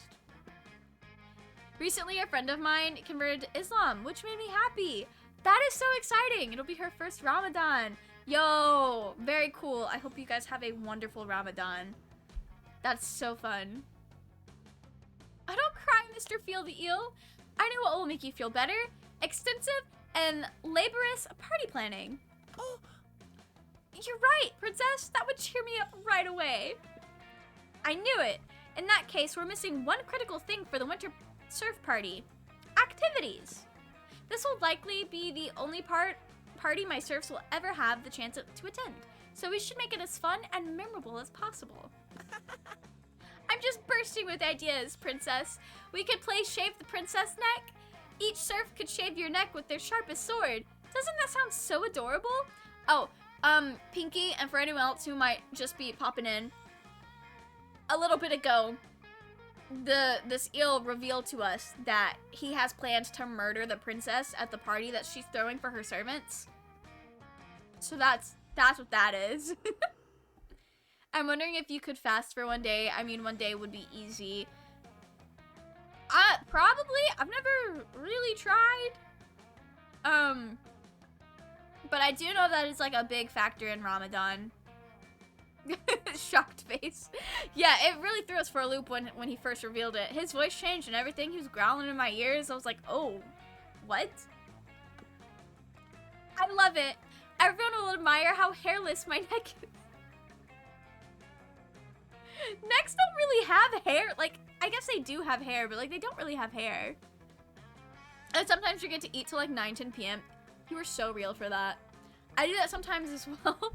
Like, I'm just sitting here, just really in the zone, and then it's like, why does my stomach feel like that? It's like, oh yeah, so you haven't eaten in like 8 hours. That's why. No eating and drinking till sunset, from sunrise till sunset. I know that now. I've learned that within the last year. As a child, I did not know that, and there was an episode of The Proud Family where they did like a culture swap, and Penny got swapped with a family who practices Ramadan. And I didn't fully I don't remember if they actually explained it and I just didn't get it, or if they didn't really explain it, so I was just missing a lot of context. But I legitimately thought that people who practice Ramadan did not eat or drink anything for the 30 days straight. And I was so stressed out as a kid. I was like, how are they doing this? How are they surviving? How are they living their best lives and doing that? I don't understand. But now I know it's only sunrise to sunset. You guys can eat and drink it during the dark. I did not know that as a kid, and I was very afraid for like people's lives. I was so stressed out about it. It's like I could have just looked it up, but it never occurred to me. I think I ended up seeing a TikTok about it once, and I was like, oh, that makes more sense. That makes sense. I mean, my neck is already hairless, but I guess if everyone uses their sword on my neck, it'll be even more hairless. Kawaii desu ne. Why did he say that? Or we could take a special princess pit and fill it up with the cutest animal, feral panthers. Princess Miranda, you can pet the fluffy panthers all night in your special inescapable pit. Yes! Oh, she's dumb. Mr. Feel the Eel, you're a genius. Down with the Mer Kingdom. Or we could simply sit you down on your gluttonous throne and read aloud one by one a list of the atrocities and injustices you have committed until Poseidon himself smites you down. I mean, I love you, princess. Oh, Mr. Feel the Eel, you're so precious. I didn't even know peasants could be this cute. Anyway, as I was saying, wow, a butterfly. She's so dumb. No one explained it to me either. I'm glad I was not alone in that. For me, not eating is easy, but drinking is hard. That's fair, that's fair. I feel like that's probably a universal thing. Anime eel, we swapping sides again. Arson, who? Like, Mr. Feel the Eel is in the right. He is correct. It is his God-given right to take down the tyrants. But she's pretty. By the way, you should become a voice actor because I like how you're playing their roles. I would love to be a voice actor. I think that'd be so fun. I have thought about it. I have no earthly idea how to do it. But I have thought about it. Miranda abruptly leaves to chase the butterfly. But wait, that means you're alone with... Salutations, comrade. Hello, comrade. You have done well to weather the tyranny of the Vanderbilt so far, but fear not. The day of their demise fast approaches. The evil princess is falling into our trap, just as we intended. She thinks she's just choosing a party activity, but she will actually choose the method of her own death. Ha! The irony is as delicious as the sweet... wait, what? Oh, as the sweat of the proletariat. You need to learn how to read. Comrade. As she returns, bye, comrade. May the blood of the monarch salt the earth. Farewell. I mean, farewell. Party planning can be so stressful, but I feel so much better after vivisecting that butterfly. Fun fact, the most beautiful part of a butterfly is its gorgeous glistening stomach innards. Now, I can't agree with her on that. He is a real Genasi? Comrade. He is a real comrade. 22% battery, oof. Should probably plug that up. You should probably plug that up. Oh, did Mr. Feel run off again? Well, whatever. His party activity suggestions were just so perf. We could just use one of them, unless you have anything better in mind. Impress Miranda with a killer party activity. Well, not literally killer. Ideally, you're hoping for something fun, family-friendly, and assassination-proof. The security game. If you murder someone, you lose. You are looking for a game that serves as the opium of the people. There's no better opium of the people than actual opium. So, a game about smoking lots of opium? Disgusting. I'm sorry. 22% could also be my energy. I'm tired. Oof, I feel that. I feel that. Are you suggesting letting the serfs taste the opium riches of my kingdom? Opium is a regal delicate. Is it though? Is it? If I would have known that, I would have picked a different answer. Remember, kids, don't do... Yes, that's right. Disclaimer. Don't do anything that I am suggesting she do to her party. Black tar was not the move, noted. Black tar was not the move. Opium is a regal delicacy. It was created to help rulers de-stress from the difficulties of constantly having our whims catered to. Serfs couldn't handle such an experience. What could they possibly feel stressed about? What Plus, a commoner. if we allow serfs to partake in all of our finest delicacies, how will we differentiate the serfs from the royalty? It'll be madness. If the serfs wanted to try opium, why did they choose to be born poor? Obviously. My bad. Drugs equals bad, sleep equals good, Millstream equals the best. Thank you. And also, you were so right about the drugs and the sleep. So right. Miranda is deeply offended by your lack of class distinction and decides to punish you by gentrifying your apartment building. No! You lose your favorite neighborhood bodega as well as -2 creativity and -1 charm. Bro. We were doing so good.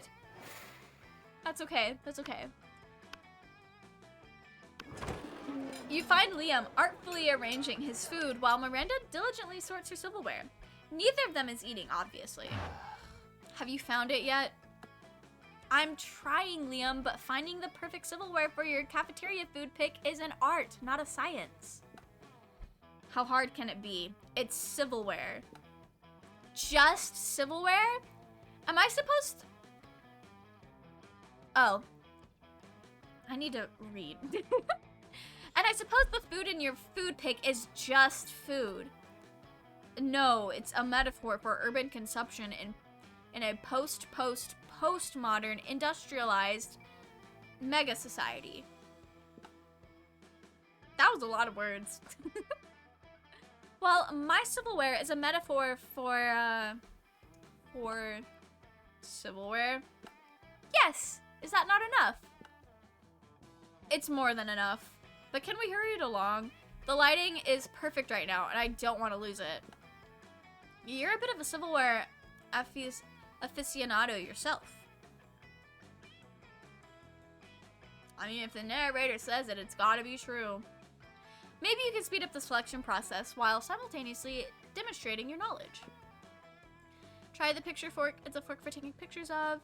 Nothing evades elegance and tastes like a gloating spoon.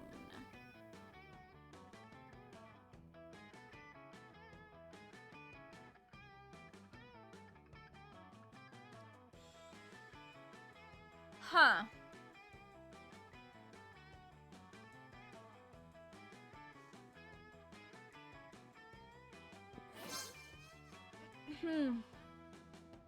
I'm overthinking it. The picture fork? Miranda, why didn't you suggest the picture fork? I don't know. It seemed too on the nose, and a fork does not belong on one's nose. But look at this fork. It's so vintage. Slightly tarnished, silver, a pineapple fillet. Yes, it was manufactured thusly by the Palace Quaintsmiths. Don't tell me that. It makes it less authentic. Just place it in the correct location for my food pick. Very well.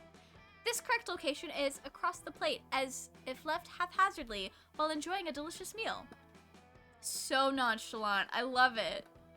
Liam is so impressed with your selection. He spends hours with you after lunch picking out filters. You miss class, but it's worth it. Okay. Yeah, I should have gone spoon. All right. I really should have. I mean, my money stat's still good, but it could have been better. I've really been flailing. Show Okay. me that money. Why would you study and prepare for your future when you can come here and buy some weird shit instead, am I right? She's so right. Oh, it's the same selections. Okay. I don't think that's the right.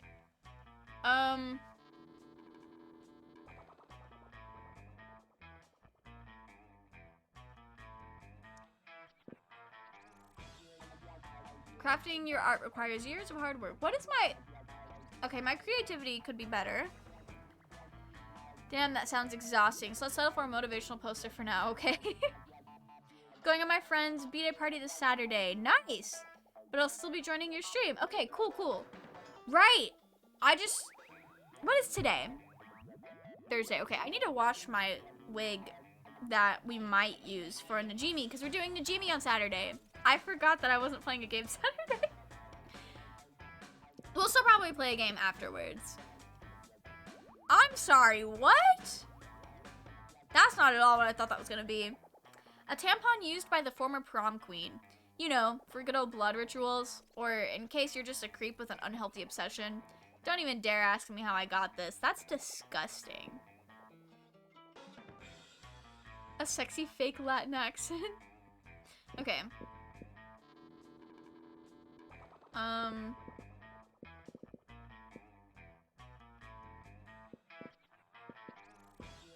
refunds. Oh, it took money!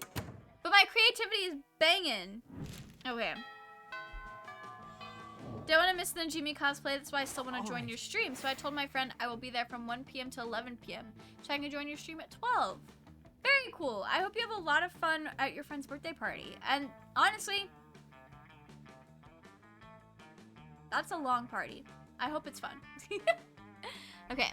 I need to be smart. But she's there and I don't want to spend my money. Wait. I've not been to class. Let's go to class. That day, you listen to your elders learn valuable lessons. Sometimes, after all the monster nonsense and the dating gimmicks, you forget that attending class is supposed to be the primary activity at this high school. You gain +2 smarts. Nice. Are we gonna play some classic games like COD Black Ops 2? That's so cool. Very fun. That's the one with Nuketown, is it? I don't know if Nuketown was in Black Ops 1 or not. I know it's iconic. And there's different versions of it. Nuketown is my favorite map to do the multiplayer on. Not a lot of places to learn. It's great. In art class, you're having a hard time looking at the unspeakable eldritch relic you're supposed to be painting. When Liam and Miranda thankfully provide you with a distraction. What are you talking about, Miranda? That relic clearly represents the futility of man's quest for meaning in a world of consumer goods. But how do you know that, Liam? To me, it just looks like a gruesome and horrific offering to a pitiless god, like Uncle Anathema used to make. Why, it's easy, Miranda. When I want to discern the true meaning of a piece of art, I simply,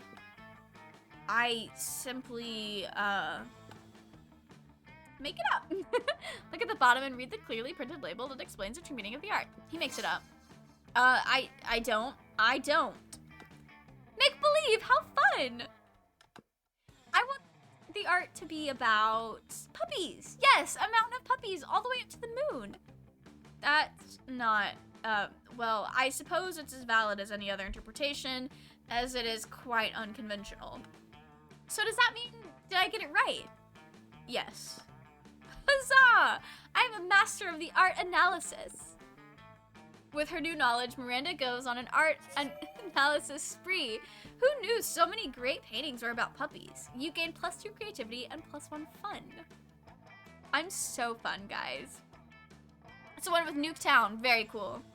He wanted to party from Saturday till Sunday, but I refused because I have to get up very early at Monday for work. Ah, yeah, that's fair. That's fair.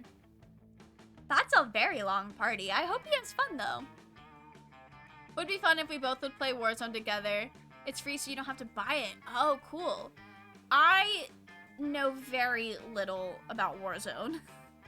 I do not play a lot of games in that, like, genre, but it's always worth checking out games that you don't have to pay for. Okay.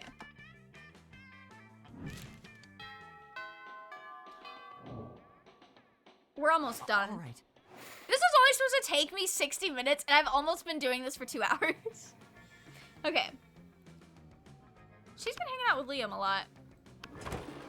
The table you chose is quite crowded. Liam sits across from Miranda, who is flanked by 2 well-dressed servants. I could teach you, but Warzone is actually quite hard, so you need to be a decent player. Yeah, my ex used to play Warzone a lot, and it seemed like a lot. One of the servants cuts a slice of Salisbury steak, and feeds it to the other. How romantic. Oh, that's disgusting. Seriously, Miranda, you have servants to chew your food for you? Ugh, disgusting! What? Of course not. That would be barbaric. The servant happily swallows the Salisbury steak. Okay, good. Good. I have servants to eat for me. They're called eating serfs. Don't you have any? First of all, no. I don't eat food. Second of all, that totally defeats the purpose of eating. Aren't you worried about starving? Why would I be? My serfs get all the calories I need to stay fit and healthy. Enough. I have no objective reason to care about this, but suddenly it's all I care about. Someone convince Miranda to stop this madness.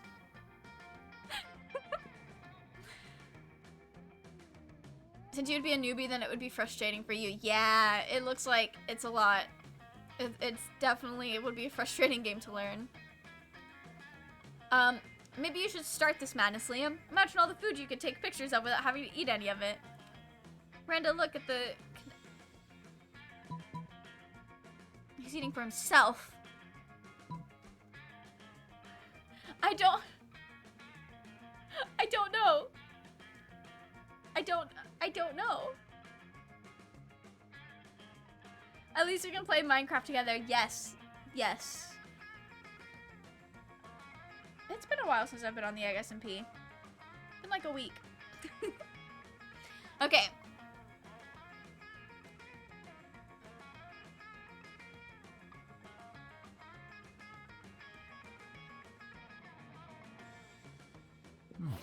Okay, we picked right. You might have a point there. For too long, I have needlessly ordered off of the cafeteria menu, leaving my food untouched even as I take the most artistic grams. Not the artistic grams.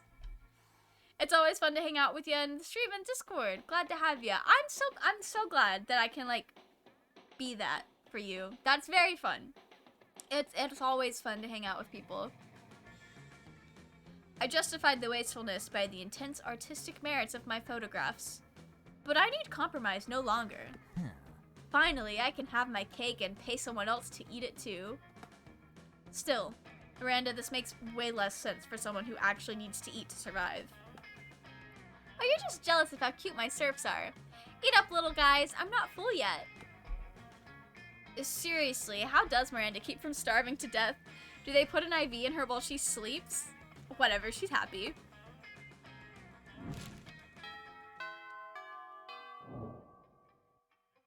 All right. Okay. I need money. It's the same every time. Yes, it's the same every time. Hey there, cutie pie. I found your profile. Let's chat. That day you spent some time on the library's PCs, sending malicious spam emails in the hopes of stealing other people's money. It doesn't sound very nice, but who's really the one to blame if they respond to such a blatant scam? Okay. We gain some money. We lose karma, but it doesn't matter. You see Miranda at the computer next to you. She's got a look on her face that can only mean one thing. Somebody's being shitty to her on the internet. Yuck. The impudence of this so-called internet. My great-uncle Maldar got caught eating one child. Just one! And now everyone is talking as if he's some sort of serial child gobbler. It's not just trolls saying this either. All sorts of monsters are saying the most horrific things. I know what you're thinking. Miranda, why don't you just buy the whole internet and make them stop saying mean things about your family? And of course, that's what I've been trying to do. There's just one tiny problem. There are plenty of people selling part of the internet, but I have no idea who owns all of it. From whom shall I buy the internet? Don't you see, Miranda? The true owner of the internet was you all along. The Illuminati, duh. If you want, I can put you in touch.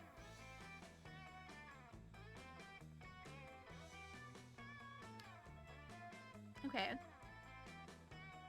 I can't say enough that I'm glad to be friends with you. That is very sweet of you, Blue.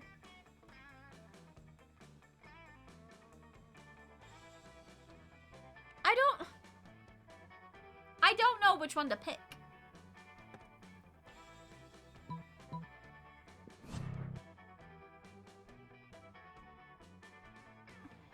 She doesn't watch shonen anime. Hold on, let me check with my royal accountant. Oh my, it seems you're correct after all. I've owned the internet since 2004 with my great aunt who won it from Deep Blue in a game of Jeopardy.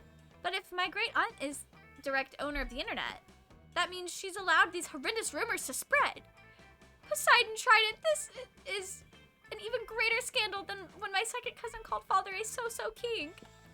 If word of this treachery ever got out, why, we'd have to add another room to the palace just to store all the severed heads.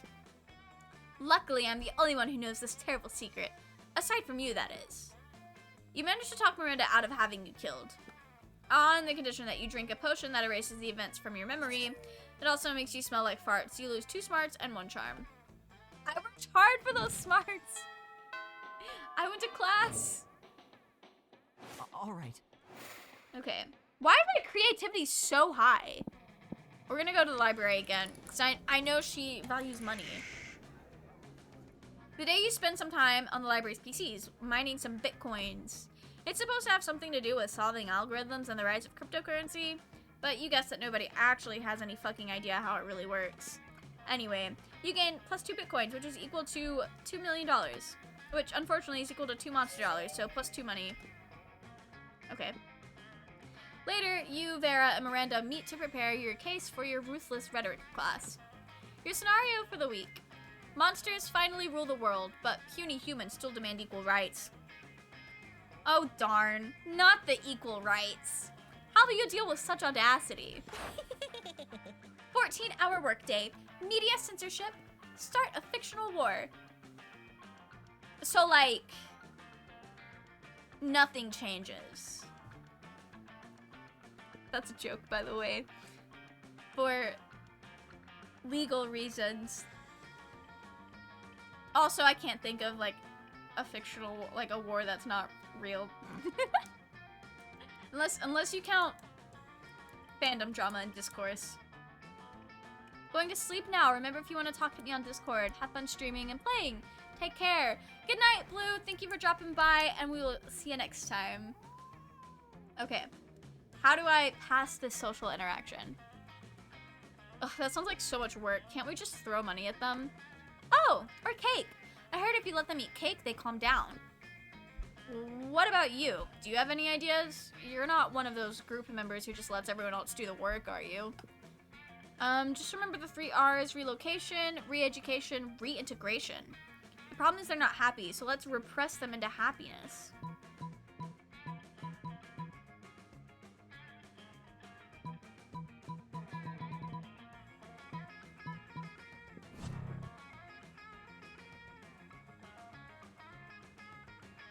I picked bad answers.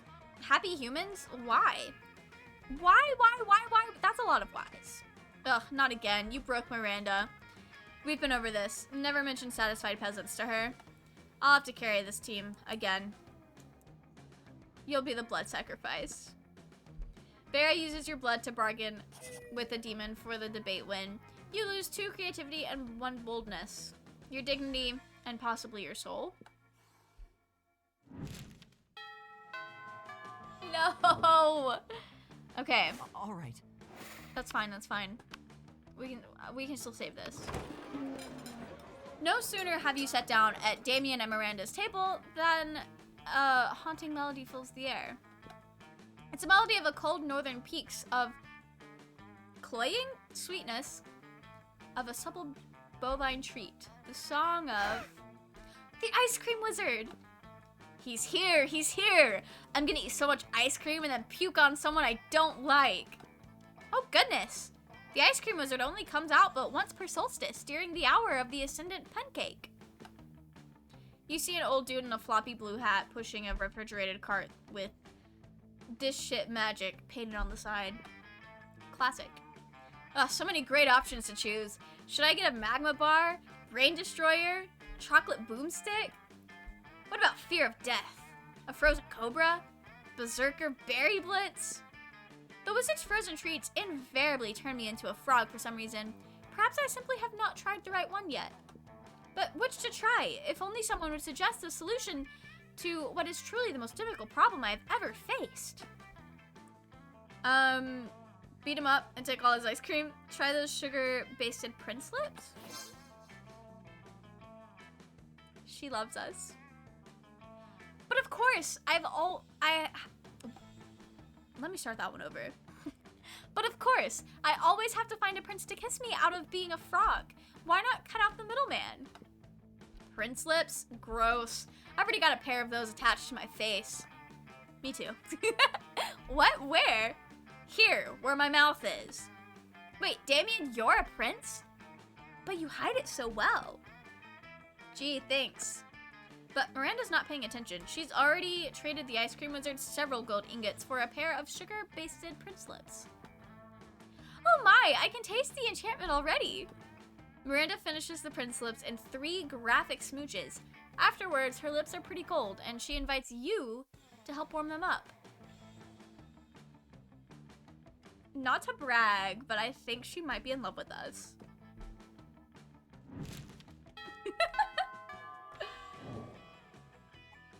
All right. Okay.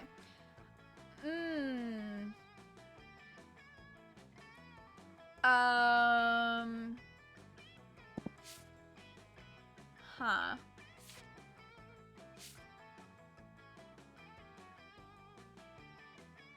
Let's see. I feel like I'm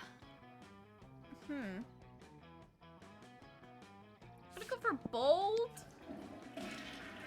That day you skip class and just hang out in the bathrooms because you respect no authority. That's right. While in the bathroom, you tell yourself in the mirror that you were so bold. You would kill a tiny big-eyed turtle with your bare hands. So bold. Truly, no one bolder. That monstrous act would instantly give you 500 boldness. But come on, you're just talking to yourself in the mirror. What's the merit in that? You know what? You can keep 2 boldness anyway for saying that to yourself out loud. Nice. After advising her with the party drinks and activities, Miranda decides to officially invite you to join her party planning committee. Nice. Of course, Miranda's invitation is an official draft notice, including death threats for refusal or tardiness, and an armored guard detail to fetch you for an immediate emergency meeting. Greetings and salutations. I'm so glad you can make it. Welcome, you two, to our final official planning meeting for the Winter Surf Party. Party. Woohoo! It's an honor to be on Princess Miranda's Divine Committee. The Surfs are so excited for the party. And I'm excited too. I can't wait to see the looks of joy on the faces of the Surfs. It warms a ruler's heart. However, there's been a slight planning setback. A few dozen Surfs had the audacity to die during their party preparation work. Something about exhaustion and chronic dehydration and horrendously inhumane working conditions. Yuck. Such icky rebellion. But don't worry, I officially uninvited any Surf rebellious enough to die before the party, so that little matter is solved. And now we move on to the main subject of our meeting, the cake. Whoa. Whoa, how lucky the Surfs are that you're serving a cake. What kind of cake is it, Princess Miranda? Good question, Mr. Feel the Eel. We're serving many great cakes. Most anticipated one is a simple angel food cake. The 2 main ingredients of the cake are angels and food. I can't argue with that. It'll be the most delicious cake ever. I'm told that macerated angel meat gives the most delicate, subtle flavor. I wouldn't know, of course, as my eating Surfs handle all of my tasting for me. Holy bubbles. This cake sure sounds heavenly. Did you get my joke? But since the cake will be the centerpiece of the whole party, simply tasting delicious won't be enough. Once I saw a man hop out of a cake at a bachelorette party. I'm unsure how he lost all of his clothes, but the effect was incredible. Yes, we'll need some kind of marvelous surprise inside the angel food cake. What kind of surprise would excite the Surfs? Perhaps a copy of our Mer Kingdom Constitution? Signed headshots of their beloved princess? Or coupons for extra punishments? What do Surfs even like? Princess, you've been working so hard planning this party. Why don't you let Mel and I come up with a surprise? After all, you deserve a surprise more than anyone. Mr. Feel the Eel, I couldn't agree more. I shouldn't have to work hard on anything ever. but I don't want to make it too easy on you. So I demand that the cake contains 2 surprises inside. Each one of you should come up with 1 surprise. I assure you, Princess, you'll be surprised. Your face will be painted with a shock so intense that the bells of justice shall finally ring across the watery valleys of the Mir Kingdom? Why did I say moon? Au revoir. Perfect! That's what I'm going for. Well then, I'll off to go prepare my party guillotine. Oh, don't worry, it's only for tardy serfs. Comrade Feel is here. The leader of the Mir Rebellion. Once again, I have leveraged my political position with the princess. The stage is set for our coup. This party shall be the start of a new age. An age of reason. An age of freedom. The age of the new Mir Kingdom. It's Mir Kingdom, not Mir. Why am I saying Mir? These are not meerkats. I shall use this ridiculous cake surprise scenario to plant a deadly and vicious assassin inside the dessert itself. When Princess Miranda slices into the cake, our assassin will slice into her. So, Freedom to the serfs, death to the princess. We shall toast to the rise of the proletariat.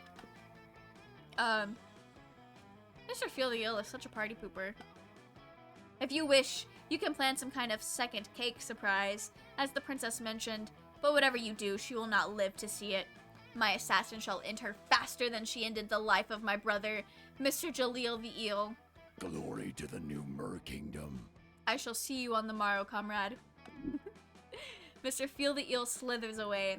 Quick, come up with a counter surprise that will neutralize Mr. Feel Eel's deadly cake assassin. The assassin's grandma in order to scold him about committing.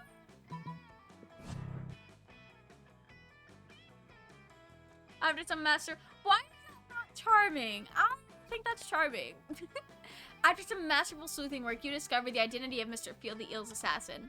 He's hired the actual specter of communism. This ghost loves common ownership of the means of production, and he assassinates as a side gig on the weekends.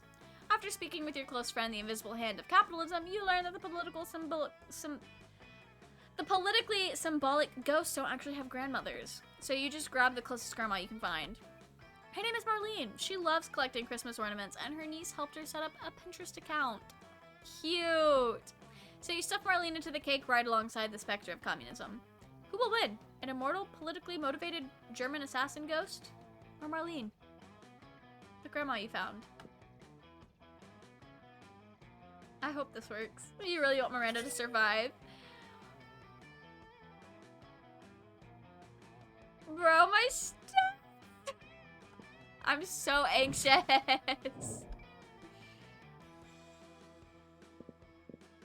Miranda. Ask Miranda to the prom? Yes. All right.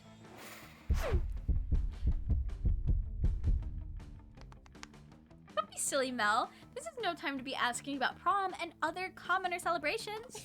It's time for the Royal Winter Surf Party, mandatory celebration festivity of surfly service. Yes, my princess, it will be a party to die for. Aw, Mr. Feel the Eel, your words are so kind. And completely devoid of any underlying meaning. Yup. Indeed. Oh boy, you hope your efforts to disarm all of Mr. Feel the Eel's plans for the assassination have worked. The day of the party happens and... Glory to Merstatska. We couldn't save her!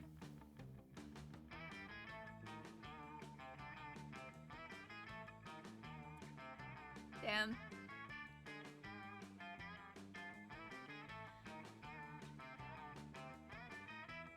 She didn't reject us, though.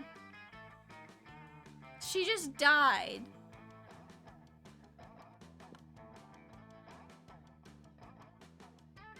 You've been such a lazy and stupid party planner that you weren't even able to stop an assassination. A rebellious faction from the Mer Kingdom serfs arises and ends Miranda with no mercy. Such party poopers.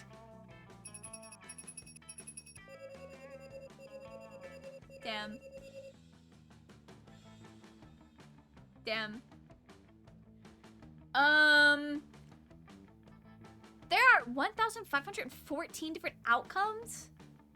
Wow. That's a lot. Miranda died. Damn. It was hard to deal with. It reminded you that life is something precious, always to be cherished, as you never know when it will be gone. There was a lot of discussion about the Mer Kingdom coup. Nobody could deny that the Vanderbilt crown has always imposed a violent tyranny over their kingdom while ruling it with an iron fist. They've caused suffering to many, and you caught yourself more than once thinking that Mr. Feel the Eel and the rest of the rebellion made a valid point, even if it was through extreme means. And Miranda wasn't free of guilt. She was always prone to be merciless towards her subjects, who seemed to be less than sentient beings to her. So maybe the coup was the last desperate cry for help from people who deserved freedom and justice as much as anyone else. Maybe violence was the only language that Vanderbilt crown knew. Maybe they left the rebellion no other choice. And yet, even if imperfect to horrendous depths, she was still Miranda. You loved her no matter her faults, and then, all of a sudden, she was gone. Yes, her death might have been for the better of the Mer Kingdom, but you miss her.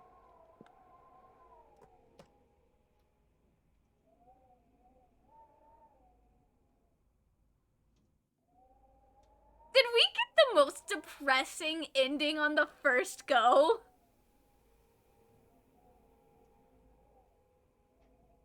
I am speechless, truly.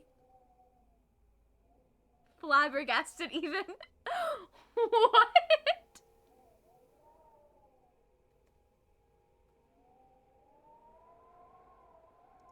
There is nothing more effective than conveying tragedy than silence like this, or a montage of things with no dialogue.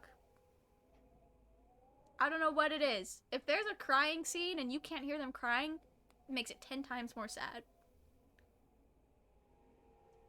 Well, what a wonderful start to Valentine's Day. We're gonna run that again and actually try to get a date to prom. This is a lot. Who's the little blob? Oh, damn. Damn. Damn.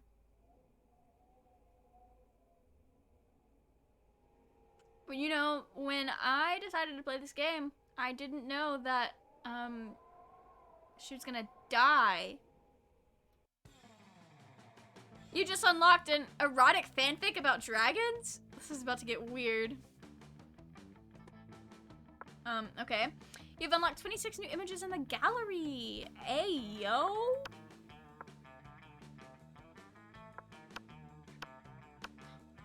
Where they at? Where they at? Oh. Cute.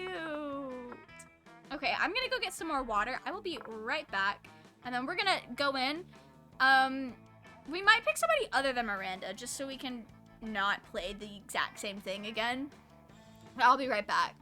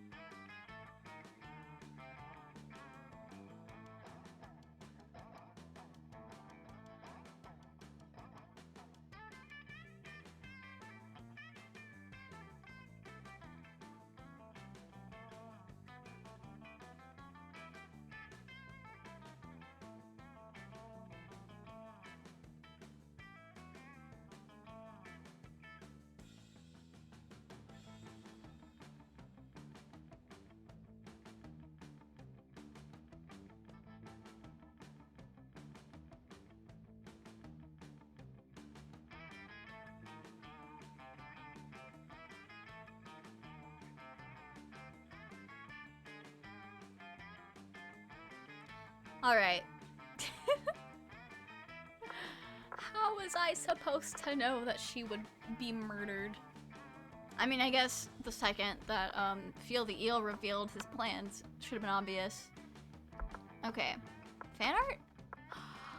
Cute. Okay. Monster Sonas. Cool. Alright. Let's dive back in. Okay. Let's play this. One player. We can do second term.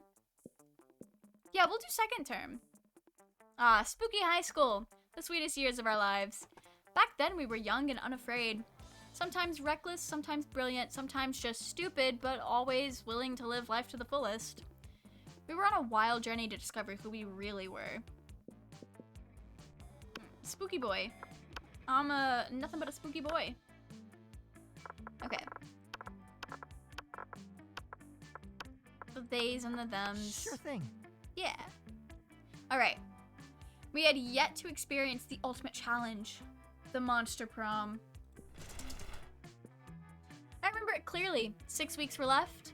And as we fantasized about our dream prom dates, we were all scrambling to catch the attention of one of our 8. Okay. There's more people. Scott Howell, 21. A werewolf athlete who compensated for his rather small brain with a stupidly huge heart. He's so sweet.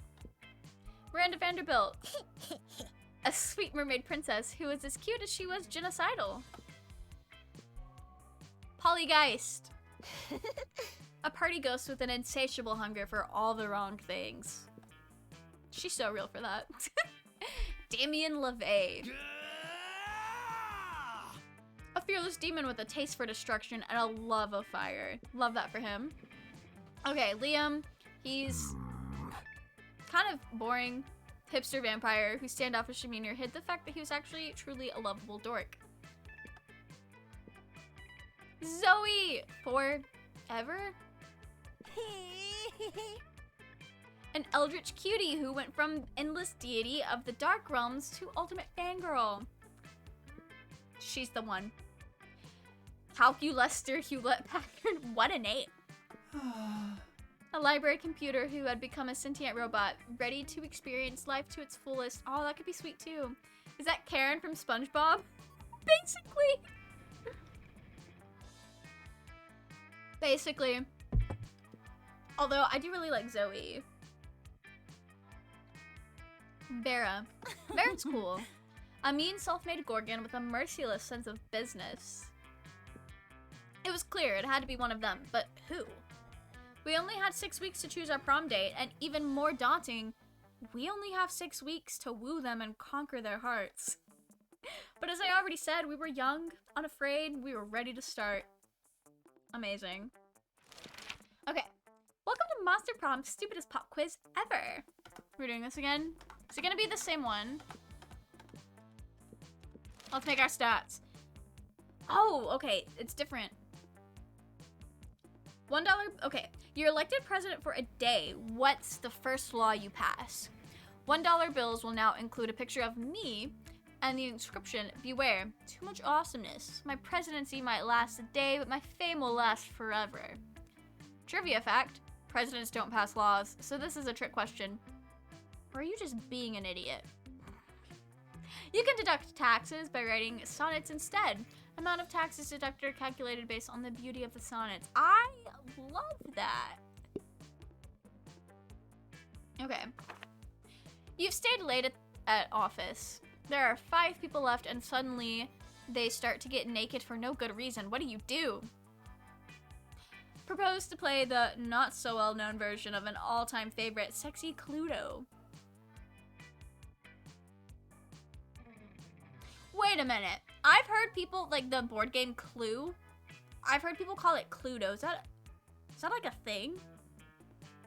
I hate that. Engage in casual conversation. You can finally overcome your social awkwardness by imagining all of them naked. Be nice and bring them a snack. And by that you mean getting naked too because you're a snack. What I would really do is none of these. That is an answer. That's fun. Okay. If you were an ice cream, which flavor would you be?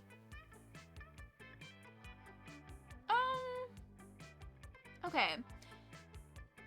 I think this... Yep, that was her. I'm so good. What would be your dream first date? A lovely walk in the forest after rescuing your date from a dragon. A wild party in international waters. A sweaty and manly wrestling match. Crimes. Crimes. An art exhibition experimental enough to give you a seizure. Sexy decompiling.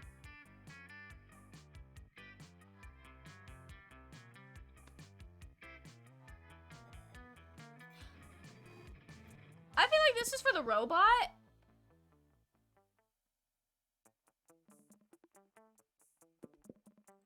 Crimes. Okay, yeah, none of those are for my girl. I was right. I was right about the robot. Okay. All right.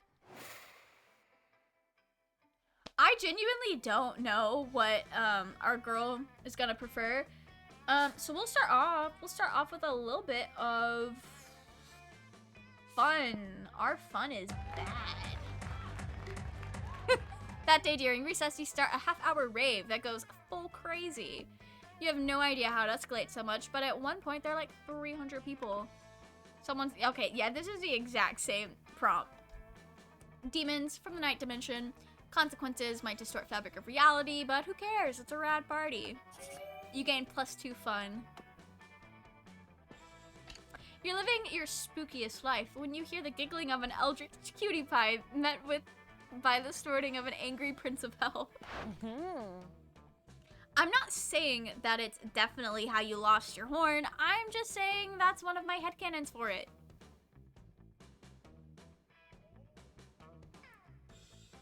The way we would have been best friends in high school. I actually kind of hate that. Headcanon? Yeah, how I imagine you lost it in my mind when I think of all the cool adventures everyone at Spooky High must have gone on before. Before I joined you all as a regular girl.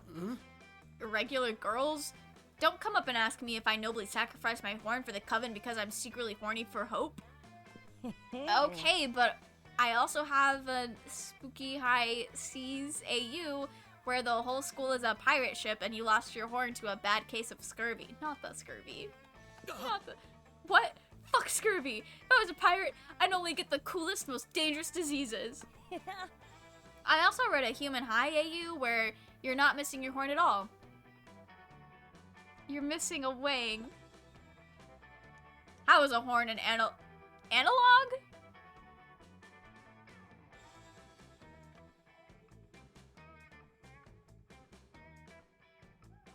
Yeah, he says analog. Okay. How is a horn an analog for a wang? Also, don't answer that. Stop making up canons about my head. The only canons I like are the ones with 2 ends. I'll happily stop making up headcanons if you tell me the real story. Huh? I don't like any of these options. You could just tell Zoey that Damien lopped off one of his horns to piss off his dads. You feel like you heard that somewhere. But friends don't tell friends their other friends' horny secrets. This looks like a job for lying. And maybe just maybe, you can use your answer to impress one or the other of your very attractive classmates. As we all know, demon horns are a powerful aphrodisiac. It's not hard to imagine how Damien lost his... What? Who gives a fuck how Damien lost his horn? You should see the other guy who lost. It's most things. Okay, so it's very clear. This is her answer. Damien is never going to be friends with me after this. This is going to be the best ultra-realistic Spooky High fanfic ever. Everyone else in the fandom will be so jealous that I actually got the dirt. And the dirt is so, well, dirty. Rad! Yeah, Mel is right, Zoey. But don't cry over spilt horn. I've got a whole nother one right here. Okay, he didn't hate me for it. OMG! I can't believe you know all of Damien's secrets. Nobody knows all of my secrets. I just sometimes let people share the sexy ones. For clout. You know so much about spooky pie and sex and romance and aphrodisiacs. Would you help me explore all of it further? As a consultant on my fanfiction? It would be your honor. If there's one way that tentacled weirdo's heart, it's definitely through spooky high fanfiction. You gain +2 creativity and +1 fun. I'm gonna be so creative and fun. All right. She might be easier to take to prom than Miranda. I don't think anyone's trying to murder her. You find Liam bending over his burrito with intense concentration. He's obviously taking a food pic for Moment Gram. His channels are the silent energy of the moon. Zoey is right behind him, peeking over his shoulder and giggling. She channels the giggling energy of the moon. Oh, hey. She's so cute! That's adorable! I need to read. Liam, that pic is all wrong. Tell the burrito to smile with its eyes and make its cheese look less melty. And add a filter. Filter more, filter again. Why must I constantly be disturbed while taking my refined food pics? No one understands my superior sense of frame. Maybe because that's my phone you're using? Fair point. But my phone is charging. What am I supposed to do with this food in the cafeteria at lunchtime? Eat it? I think not. You purple dork. I'm just saying that if you wanted to reach true levels of Tex-Mex beauty, you should add the sticker of Jimin to your food pic. Nothing says good taste like pasting the face of a K-pop superstar next to a high school burrito. Not Jimin being the pinnacle of Tex-Mex to her. I don't know a lot about the K-pop boys. So maybe Jimin does like Tex-Mex. I'm willing to bet that even if he does, it's not that big of a part of his personality. I don't know. I have no idea. Pure what? Aegyo? I feel like that's supposed to be Ahegao or something like that, but I don't know. I don't know what she's saying. For a moment, all three of you just admire the Jimin sticker. Liam shakes it off and regains his composure. Let's agree to disagree, timeless horror. Or, let's put Jimin in your dumb food pic. Stop it. Quick, fix this burrito moment grim K-pop emergency.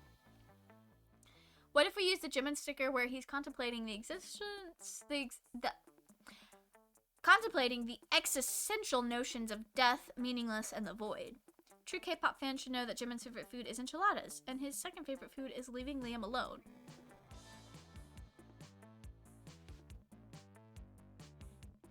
I don't want to insinuate she's not a fan. You had me at meaningless. I'll allow this nonsense. Yay, now snap that thing! I must admit, Jimin adds a quiet, powerful pathos to this bean and cheese burrito. This appropriation of mainstream culture is quite satisfying. Zoe's pic goes mega uber super viral, and now the whole world is Jimining their burritos.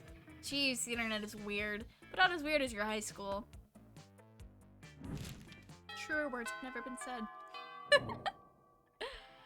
All right. Okay. My boldness is very low. But what's creativity? That day, while rehearsing for the class play, it's as though the muses themselves have descended to give you a figurative blowjob. What?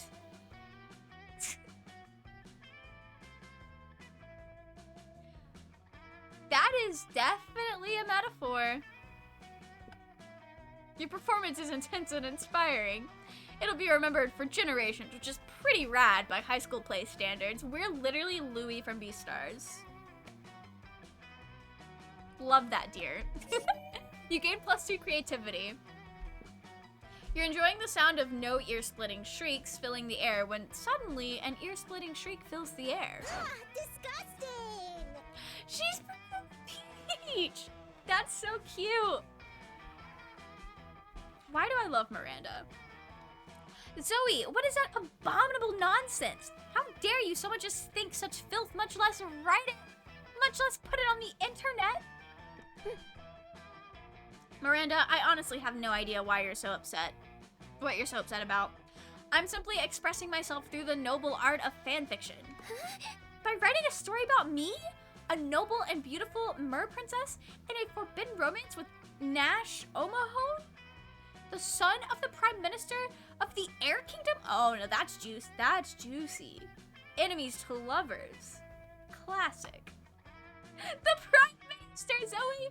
I would never date anyone from Socialist Nightmare Escape with an Prime Minister. But this has nothing to do with you.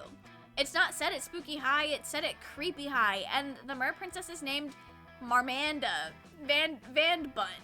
That sounds nothing like Miranda Vanderbilt. They barely even end in the same 4 letters. Don't you know the last 4 letters are the most magical and important of all the letters in Mer monarchy culture? Why should I have this drivel? Why I should have this drivel ripped into shreds with a libel knife? The cutlery loose. Used by the most scathing of reviewers. Not her calling it libel. See, Miranda, you're nothing like Marmanda. She totally would have gone with the slander spoon. I simply cannot stand by while my friend, classmate, and inferior publishes such a air people sympathizer nonsense. Oh dear, this could get uglier than it already is. Better step in and help a lady out. Which lady? It's up to you. Leave Zoey alone, Miranda. Don't you see she's done you a huge favor by exposing the treachery of Marmanda Vanderbunt? You need to go destroy Marmander, not Zoey. Miranda's right, Zoey. Wait! A better writer wouldn't even need to put something as disgusting as air people into a fanfic. It's just a cheap trick for shock value, like self-cester impreg. So true, bestie. But that's not the Zoey answer. Maybe it was. Maybe it was. Yes, of course! Zoey, I understand now. Your story isn't air people propaganda, it's a warning to me. Sure, if that'll get you to leave me alone.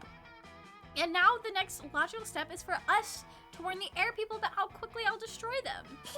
By writing Miranda Vanderbilt into the story to murder Marmanda Vanderbunt and Nash Omahone. What? No, it's not that kind of story. There are no content warnings for mindless slaughter. Not mindless slaughter, mindful execution for heinous crimes against the crown by being a mer person. Cavorting? Cavorting with an air person? It's supposed to be a tragic star-crossed romance. Before Zoey can stop her, Miranda has grabbed the phone and is making edits to Zoey's precious I failed. First, Miranda shall sneak into Marmanda's bedroom and have an assassin slit her throat while she sleeps, because obviously Miranda would never dirty her hands. Then Miranda shall take Marmanda's place in disguise to go meet Nash, at which point her assassin will murder him as well in the same fashion. Oh, she's mad. How dare you desecrate my fiction with unoriginal and repetitive murders? You mess with my fanfic, I mess with your minds. She does. And oh, boy, it's not nice. Somehow, now your brain can't tell the difference between chairs and feral panthers, which leads to many unpleasant moments. You lose true boldness and... Damn, I'm, like, no bold. Not bold at all. Yikes. Okay. All right. I gotta go get bold. Sorry. Okay. That day you skip class and just hang out in the bathrooms because you respect no authority. I guess some people just want to watch the world burn by skipping class and hanging out in the bathrooms. You give 0 shits, but you gain 2 boldness. Nice. You're going to help Zoe with her math homework after, but you notice her surrounded by a crowd of sinister cloaked figures. She seems pissed about it. She's a weeb. She's just like me for real, for real. Guys, stop it. I don't want any dead goats. I'm at school. We must commence the rituals. Ah, we understand you perfectly, Lord Zagord. This is a test. We must bring you even more dead goats to satisfy your dark hunger. What? No! That's the opposite of what I said. And I don't go by Zagord anymore. I'm Zoe, okay? Z-O-E. Can we take a rain check on the study session, Mo? I can't stand to be around these jerks. Zoe brushes past you on her way out. The cultists stare at you with unconcealed awe. Well, okay, it's concealed by their terrifying masks, but still. All hail Zagord. Zagord addressed you by name, and you did not go mad with pleasure. It addressed you almost as if you were an equal. It passed within inches of your frail mortal frame, and what's more, it mentioned rain. Could it be that it was referring to the fabled storm of cerebrospinal fluid, which will one day come to quench all sanity? Brothers, sisters, bow down before Mel, for they are clearly the prophet of Zagord. Please, O prophet, guide our worship, for we have noticed of late that our Lord appears dissatisfied with our sacrifices. The blood of many goats once pleased Zagord, and yet now we do not understand what has changed. That's pretty obvious. Perhaps, give your special relationship with our incomprehensible master, you could suggest a new sort of sacrifice that would please it. Ah, fuck it. You got nothing better to do. You decide to be a prophet for the day. You tell them what they should really be sacrificing. It's important to learn from your mistakes, so sacrifice another goat, but write "we're sorry" on the side. Sacrifice your own harmful prejudices. So blasphemous. But our harmful prejudices are precious to us. They're how we remain reliably unpleasant, the better to unplease Zagord. Maybe that's how it was with Zagord, you explain, but Zoe's got an entirely different set of standards that don't involve being a bigot. Ah, your wisdom truly is subtle and deep. Very well. Bring out the prejudices. One of the cultists steps forward with a steel-banded box stained with blood and scorched by fire. You're not sure exactly what's inside, but it smells pretty racist. Now, bring out the vat of acid we always carry around. Where are they keeping all this stuff? Those robes must be really roomy. Now dissolve the prejudices in acid. Go on, do it. The box dissolves with a sound like 1,000 grandmothers disapproving of your gender identity. We are suddenly unprotected from new and radical ideas. The revelations are flooding in. Could it be that we have been jerks? Alas, it's true, and it is true also that our Lord demands from us one further sacrifice. It's the greatest sacrifice at all. We must sacrifice the past. The name Zagord is gone, perished along with the dark timeline that gave it birth. Here and now, we rededicate ourselves to a new cult. The cult of Zoe. Oh, that worked way better than you expected. Maybe you can dissolve the prejudices of other bigots in acid too. Or maybe you can just dissolve the bigots in acid. Either way, you gain +2 charm and +1 to boldness. Nice. I successfully had an interaction. All right. Who is that? Huh. Anyway, you sit down with Zoe and Scott. Scott is eating his trademark pizza sandwich, which is just 3 slices of pizza on top of each other. I love Scott. He's so fun. He's so real for that. Zoe has a notebook out and is taking notes. But how do you get your food, Scott? Why do you want to know so bad? It's pretty normal. No, it can't be normal. I'm doing research for my latest fanfic. Cry havoc and let slip the dogs of love. I've spent the past several months, every time someone says the dogs, they mean feet. So with that context, that's a pretty silly fanfic title. It's about a pack of werewolves going on the biggest hunt of their lives. A hunt that'll change them as hunters, but also as werepeople. They went looking for food, but what they found was personal growth and a new understanding of group sexual practices. Also food. So that's why I need to know, how do you hunt? Oh, well, normally I go to the cafeteria and I ask for pizza. He's so pure, so precious. Sweet baby boy. That's it? What about hunting in a pack? Enjoying the spoils together in a feast of blood and rage? Exploring each other's bodies? Welcome in Bisexual Disaster 3. I assume this is Bisexual Disaster on a backup account? Anyway, welcome in. We are wooing the really cool purple tentacle girl. She's gonna be our prom date. I hope you're having a good day. We've done one run already, but our prom date got murdered. So we're trying again. It's me, just on an alternate account. Okay, cool. I figured. All right. Not exploring each other's bodies. Well, I guess sometimes me and my cousins order pizza at home, and then the pizza comes, and we eat the pizza. Zoe does not look at all satisfied with Scott's answer. Maybe you can get Scott to give some juicier info, or convince Zoe that ordering pizza is actually dramatic. What about when you go searching for pizza in the what? Zoe, don't dismiss the utter suspense and extreme pathos of waiting endlessly for the pizza to arrive. Truly the central tragedy of the 21st century.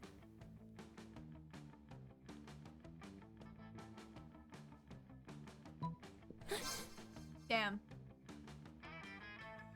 Wow, I thought the central tragedy of the 21st century was that we're gradually destroying the planet with every convenience we enjoy, but we're also removed from the consequences of our actions that we will continue to be manipulated by our corporate masters until we are all living on a desolate cinder. Nope, it's the pizza one. Oh, that's a relief. That other one seems super depressing. Oh. Not having pizza is really depressing too. Sometimes when we're waiting for the pizza, I get so hungry I could eat a horse. So you chase down and kill a horse in an orgy of bloodlust? What? No, I usually just eat corn chips and watch sports on the TV. But I'm really bummed while I'm doing it. Zoe decides to make do with what Scott is giving her. Scott is just happy for the attention. You're happy because Scott is happy. Everyone wins. I am happy because Scott is happy. All right. Okay.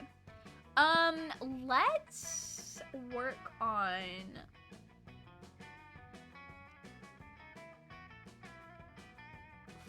chart? Fun? Bold? Oh, I don't know. Okay.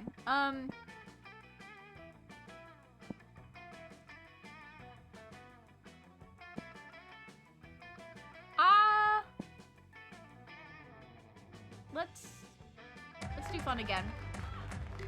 That day during recess, you start a half-hour rave. It's the same. Oh! You're talking to Juan, the small magical Latino cat, when he tells you that you won't ever be as fun as Bob the scary clown. You accept the challenge as you go straight for Bob, stab him several times, open his bleeding chest, and eat some of his guts in order to consume his fun. Really? Do you think that's how this works? Well, it is. You gain 2 fun from poor Bob. Damn. You're wandering around with Zoe, Scott, and Damien looking for pocket humans in Pokemon Go when you notice some weird-looking shrooms. Whoa, that's crazy. These mushrooms have faces. OMG! They do! I think they're kind of cute. We think you're kind of cute, chirp the mushrooms in unison. We love your skin, but you've got a healthy working endocrine system. Aha! Plants! Can I pee on them? Yes! Pee on us. Your moisture and nutrients make us stronger. Okay, I'm officially creeped out by these talking mushrooms. Really? Why? Pretty much all the plants in the Dimension of Terror behave like this. Ah, yeah, okay, I get it. They're creepy. Creepy? say the mushrooms. We're just full of genuine affection. Inhale some of our spores and you'll see. So am I peeing on them or not? Look, Tate. Sad single people. Oh, Joy, it looks like you four lonely high schoolers have finally decided to give up the misery of singledom and partner up with the true soulmates. Yes, sing the mushrooms. We would love to mate with your souls. I don't know, I'm not really about giving up my individuality in order to allow an intelligent fungus to siphon off my nutrients. You'd never experience anxiety again. Okay, I'm interested. I'll never settle down. I don't build relationships. I burn them. Parasite of this type can directly stimulate the pleasure neurons of your brain. I mean, okay, I'm listening. If you entered a committed relationship with one of these mushrooms, you can pee on as many of them as you like. Hooray! He's such a simple guy. No, not hooray. You need to talk to your friends out of accepting these parasites into their brains and fast. You can date these mushrooms, or you can date whatever is in this mystery box I brought with me. Wait, don't rush so blindly to our relationship. Let me do a tarot reading on your love life first. Both of them kind of suck. Oh, dang, you're right. I can't believe we almost made a decision without consulting a set of arbitrary symbols chosen at random. For real. You explained that you'll be drawing 3 cards for them. 1 for the past, 1 for the present, and 1 for the future. I know how tarot works, Mel. I'm not a dumbass. You draw the first card representing their past. It's 2 of Cups, which symbolizes an intense loneliness that can only be cured by seeking and finding a partner. Hey, these mushrooms kind of look like cups, right? No, you explain. The 2 of Cups symbolizes that at some time in the past that they had 2 cups. I totally had a fruit cup at lunch yesterday, and Zoe did too. That's 2 cups. 2 cups, I tell you. Okay, I love Scott. He's so fun. What about me? You 3 years at Leonard, remember? You're right. Perhaps there's something to this tarot reading. Go on, Mel. You turn over the second card. It's the 8 of Swords, symbolizing the need to discard old prejudices and beliefs. Say about whether dating mushrooms is a good idea. Yeah, look, there's at least 8 mushrooms here. 8 swords, 8 mushrooms, it's meant to be. Why does everyone know so much about tarot all of a sudden? You tell them that the 8 of Swords means that if they start dating these mushrooms, they'll get stabbed with 8 swords. That makes way more sense. Okay, next card. You flip over the final card and reveal the Knight of Handsomeness. It's me. You're so sad. That's not a real card. That's just... That's just a picture of Mel on glossy paper. What can I say? I don't know. It seems tarot card size to me. Wow, Mel, you've been the Knight of Handsomeness this entire time? How intriguing. Tate, let's go. Fools. You're all fools. And not even fools for love like I wanted you to be. Come on, Tate, let's go. Tate twitches violently, then turns and lumbers off. Scott pees on the mushrooms when he thinks no one's looking. You gain 2 smarts and 1 fun. Nice. I'm so smart. All right. Okay. Our boldness is shitty, so. That day you skip class and just hang out in the bathrooms because you respect no authority. But you don't stop there. You want the world to know how reckless you are for the rest of eternity. So you do some graffiti on the wall. No way. Not the graffiti. The graffiti says, I'm bold as fuck. And you know what? Turns out the walls is a magical wall that grants wishes. What a wall.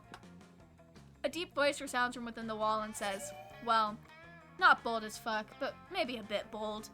And then you gain 2 boldness. Oh boy, that's an opinionated wall. Anyway, lucky you. You spot Zoe and say hello. She seems to be in a pretty good mood. Oh, hey. Hey Mel, sorry about running out on you before. I was just overwhelmed by all that cult stuff. Speaking of them, they've actually been a lot better lately. They're still pretty clueless, but at least they haven't given me any more dead animals. I wonder what's gotten into them. Well, better not to mess with success. Zoe, out. Anyway, I gotta go study for my ambush finance midterms. Later. As Zoe leaves, you notice her cultists peeking around a corner. When she's gone, they sheepishly approach you. Welcome to the Hey, end of the world. Mel. Praise be to you for your unholy wisdom and stuff. We were just wondering, did Zoe say anything about us? Does she like all the dead goats we're not giving her? Are we using the right pronouns?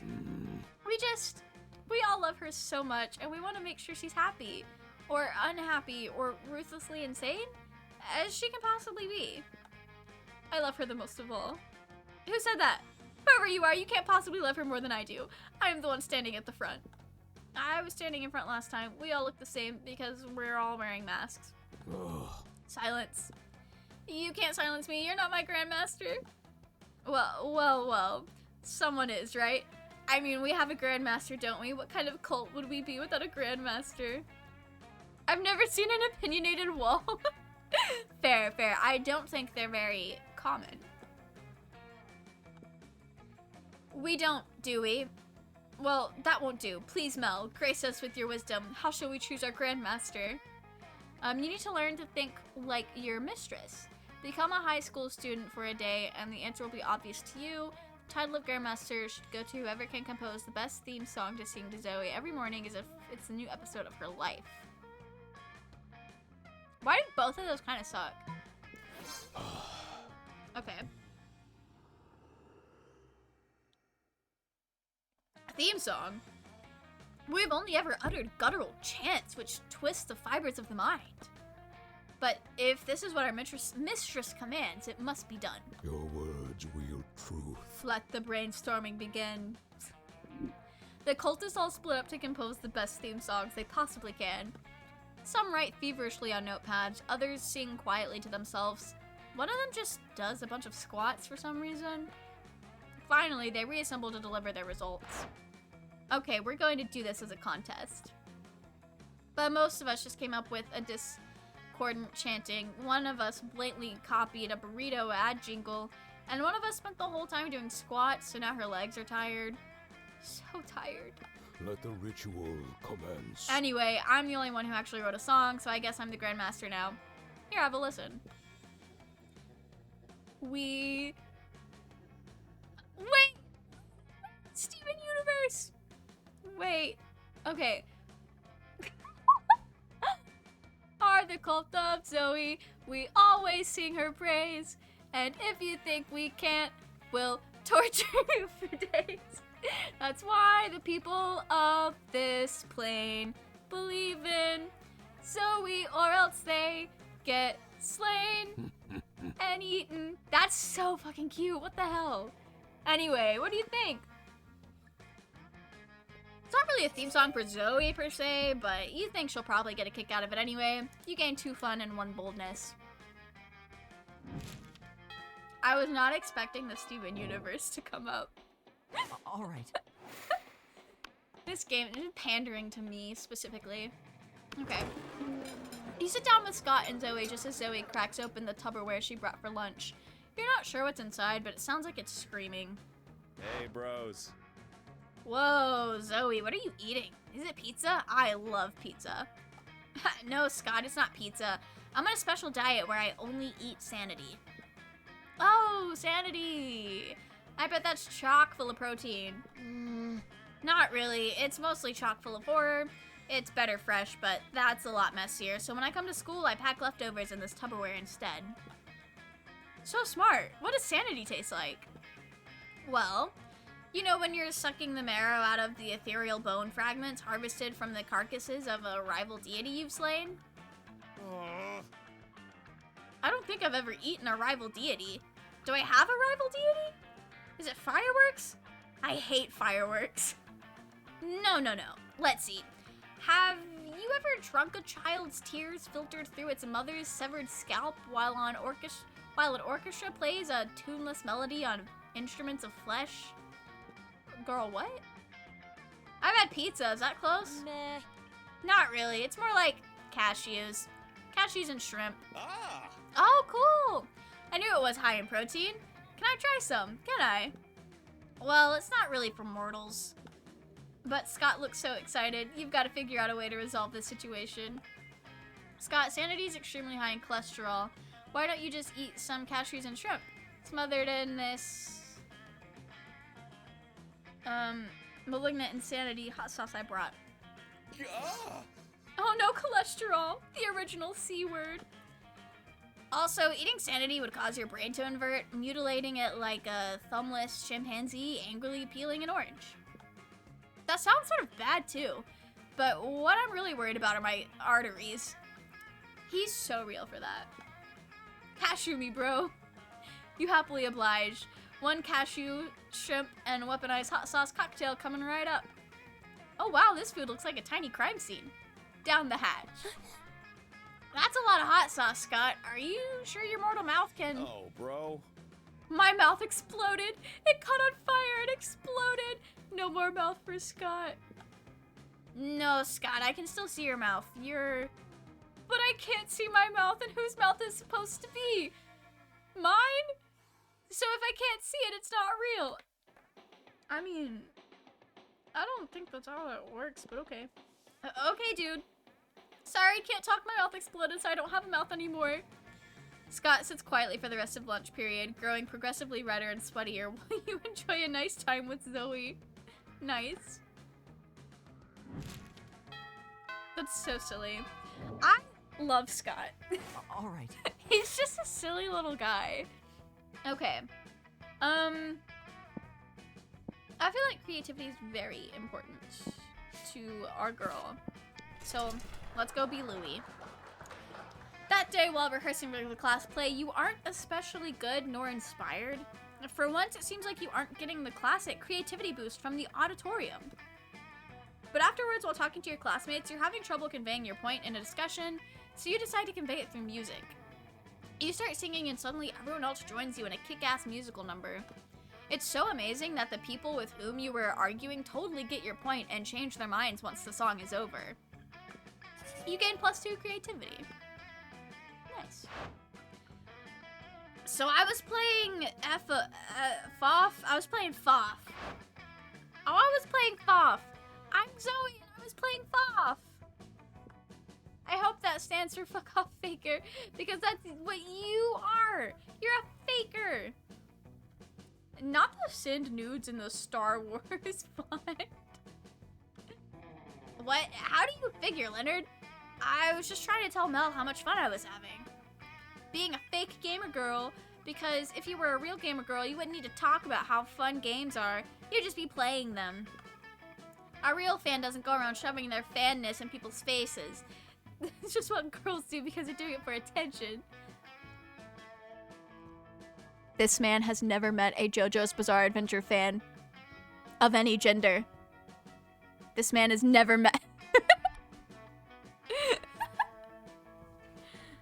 Oof. I have never come across a person like this in real life. I know they exist, but I think I repel them. Leonard, literally all you do is try to prove that you're a real fan. You're the one who interrupted this perfectly normal conversation.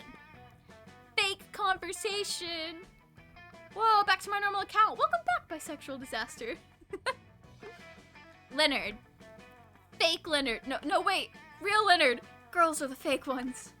So are you saying there are no real gamer girls? I thought I met one once. She wasn't like all the other girls. Right up until she was. Then the bitch friend-zoned me and went and dated some asshole Chad Cabra. Not the Chad Cabras. Wait. How did that have anything to do with her interest in gaming? Poor Zoey. She's new enough to this whole being a high school girl thing that she has no idea that there is no reasoning with the Leonards of the world. Not to be a white knight or anything, but you should really step in and find a way to distract Leonard so you and Zoey can discuss absolutely gender-neutral topics like gaming and peace.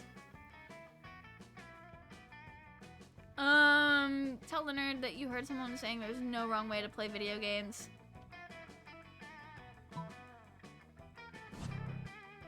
Yes, I also heard that. They're saying every way of enjoying video games is valid as long as it's fulfilling for you personally. Of course there are no wrong ways to enjoy video... Damn. Oh, really? I'm kind of surprised. I would have figured you. Because the more wrong the way you... What? The more wrong the way you enjoy video games is, the more pleasure I get from getting to tell you how wrong you— Oh. If everyone only liked video games in a way where they were constantly proving that they love video games the most and shoving that superiority in everyone else's faces, then how could I prove that I love video games the most and shove that into everyone else's faces? Here, let me show you.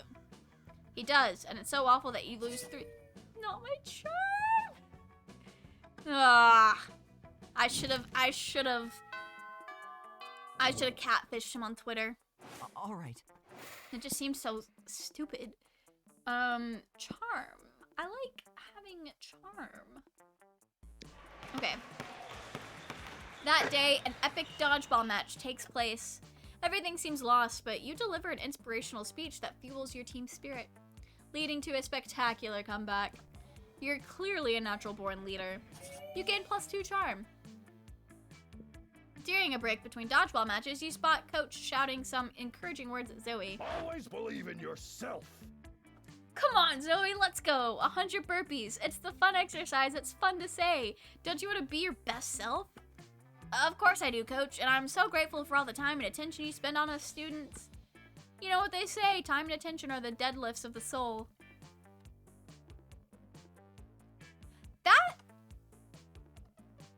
That's a good metaphor. Sure, but with all the time you spend learning about and encouraging us, how many people have taken the time to get to know you? I mean, we don't even know your real name. Oh, my name, it's... Or why you decided to become a high school coach. Tell us about that. Well, if you really want to know, I first fell in love with sports through the noble game of beach volleyball. But that's not why I became a coach. No, I became a coach because of my father.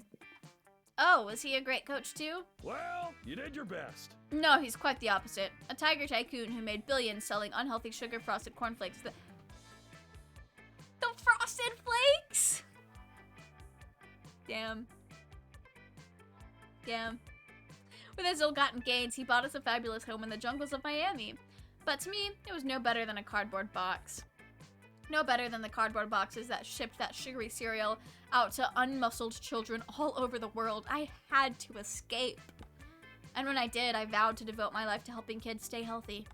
But even so, I'm not sure I'll ever be able to do enough to make up for the sins of my father.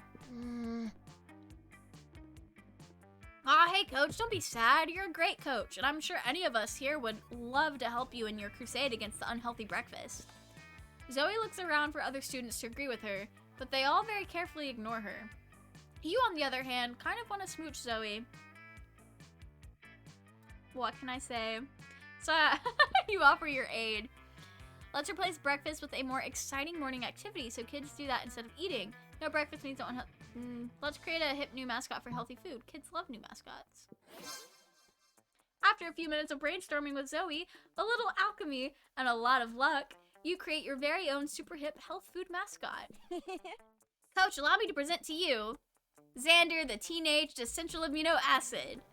The two of you step aside to reveal Xander, a shambling bundle of vaguely human-shaped proteins wearing a baseball cap. Sup, everybody, says Xander. I'm Xander, the teenage essential amino acid. I'm essential because your body is unable to synthesize me on its own, and if you don't have me, you'll suffer from protein deficiency.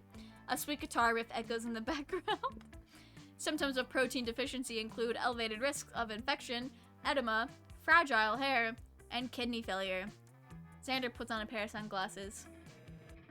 Dudes. It's working! I think it's really appealing to the youth demographic. Coach is right. All over the gym, your classmates are crowding around to give Xander high fives and learn skateboarding tricks from him. You've really outdone yourselves this time. Also, you should probably get more essential amino acids. In the meantime, have +2 smarts and +1 money for character licensing. Nice. We're having a lot more successful interaction. She's hanging out with Scott again! Let's go. Looks like Scott and Zoey are having marshmallows for lunch. You say that because their cafeteria table is covered in a literal mountain of marshmallows. Zoey slams a marshmallow into her mouth. It's mildly impressive. That's 15 marshmallows. Scott stuffs 6 marshmallows in his mouth at once. It's slightly more impressive. Oh yeah? Well, I'm at... 23. I'm the king of the mallow. Ugh, I don't want to have to do this, but you leave me no choice, rival. Zoey begins to glow purple and convulse. Her tentacles swell. You smell death itself. Ancient chaos. Doom to worlds. Sacrifice, sacrifice, sacrifice. A cloud of marshmallows rise up into the air, and Zoe's countless mouths all open with an infinite hunger. All of the mallows fly into Zoe's gaping maws. The cafeteria windows open, and as all marshmallows in a 50-mile radius are summoned to their doom. It's unspeakably impressive. No fair! If I counted correctly, I have now eaten 13,666 marshmallows exactly, which means I win. Not cool. Wait. That is, like, not very cool. You can use more than one mouth during an eating contest. It's cheating. And I would know because I used my hands at soccer one time and I still feel bad about it. No way, I didn't cheat. The validity of this impromptu marshmallow match is my whole reason to live. And my whole reason to not destroy this amazing marshmallow-filled planet. Quick, referee this athletic dispute before the whole planet is destroyed. We can't control how many mouths we have. That's not nice. Scott, are you a good boy or not? Scott, play smart and be creative. Don't you have many other holes? I'm not going for that one. Scott's eyes widen in primal fear. Are you a good boy or not? That was a little manipulative. I'm sorry, Zoe. I want to be a good boy. I don't want to be not a good boy. Wait, Scott. Who's a good boy again? It's me, Scott. Who's a good boy? Me. He's so cute. Then I guess I'm the winner, mouths and all. Zoe may have won the marshmallow battle, but you'll win the marshmallow prom date demon friendship war. I think I will. I know I said I felt good last time, but I like genuinely feel pretty good about this. Okay. Our creativity is pretty good. Our money is so-so. But that doesn't seem super important.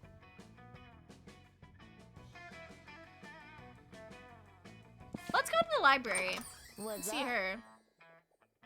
Okay. I read this article on how money causes pocket cancer in the long run. You don't want to get pocket cancer. Quick, give me that dangerous money you have in your still healthy pockets. I have exactly 6 cash.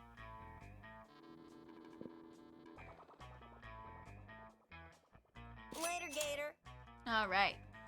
The gift. I know this composition is not that great, and the color palette lacks depth, but fuck you, it's a gift.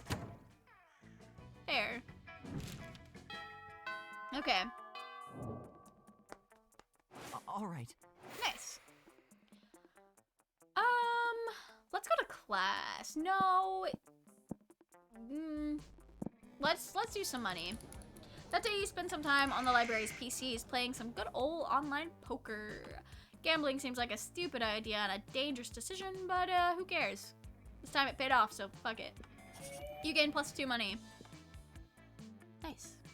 You're happily examining the shitty crayon drawing you got from the store, thinking about what kind of frame will enhance its childish colors and stupid composition when Scott approaches. Hey, bro. Hey Mel, is that a picture? I love pictures. Coach says one picture is worth 1,000 words, and there are so many words I love, like pizza and good and boy, so a picture must be even better. What's your picture saying, bro? Looks like a little stick person holding hands with 2 big stick persons. And also there's a house and the sun has hair. You patiently explain to Scott that this is a picture of a family and that those are solar rays, not hair. Awesome, bro. Oh, so those 2 big bros are protecting the little bro. I get it. What? No, you tell Scott the 2 big stick figures are parents. Parents? Whoa, so that's what parents look like. I totally have some parents, but... Oh. Well, I've never actually seen them. That's okay, though. Once a year, they sneak into our house in the middle of the night and leave me Christmas presents because I'm a good boy. They love me. What a noob. Are you baby? You still think parents leave Christmas presents in the middle of the night? That's a myth. It is? Huh? Yeah, everybody knows that all Christmas gifts are delivered by Santa Claus. Bearded home invader with lobster hands and a cookie fetish. I love Scott way too much. Scott is so pure and precious. He is the sweetest boy. I'm a little confused on why we got a gift for Scott when we're romancing Zoey, though. But I'll take it. Okay. But my parents think I'm a good boy. Mel, are you just gonna stand there and let those douchebags ruin Scott's innocence? Distract him. Whoa, you know this is a serious situation if it's causing Vera to show empathy. Quick, divert Scott's attention by... He does deserve presents! Start a discussion on the history of development of jazz as a musical art form, making a silly face. Oh, of course, what a great idea. You make an enormous stone face out of basalt and emeralds. But what are you doing, Mel? The stone face looks scary. Welcome in, Raging, how are you? We're playing Monster Prom, and this good boy's getting bullied. And we made a bad choice. I admire its eldritch brutalism, but I'm also confused as to why you're doing this. A giant stone face! We hate giant stone faces! I hate you too, you miserable animals! Booms the giant stone face. No wonder your parents abandoned you. Their parents abandoned them? But what about my parents? No! No! No, it backfired!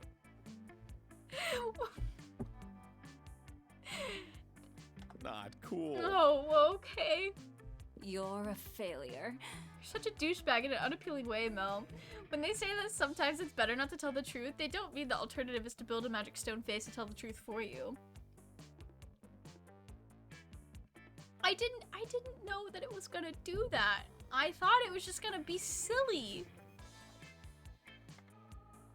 Anyway.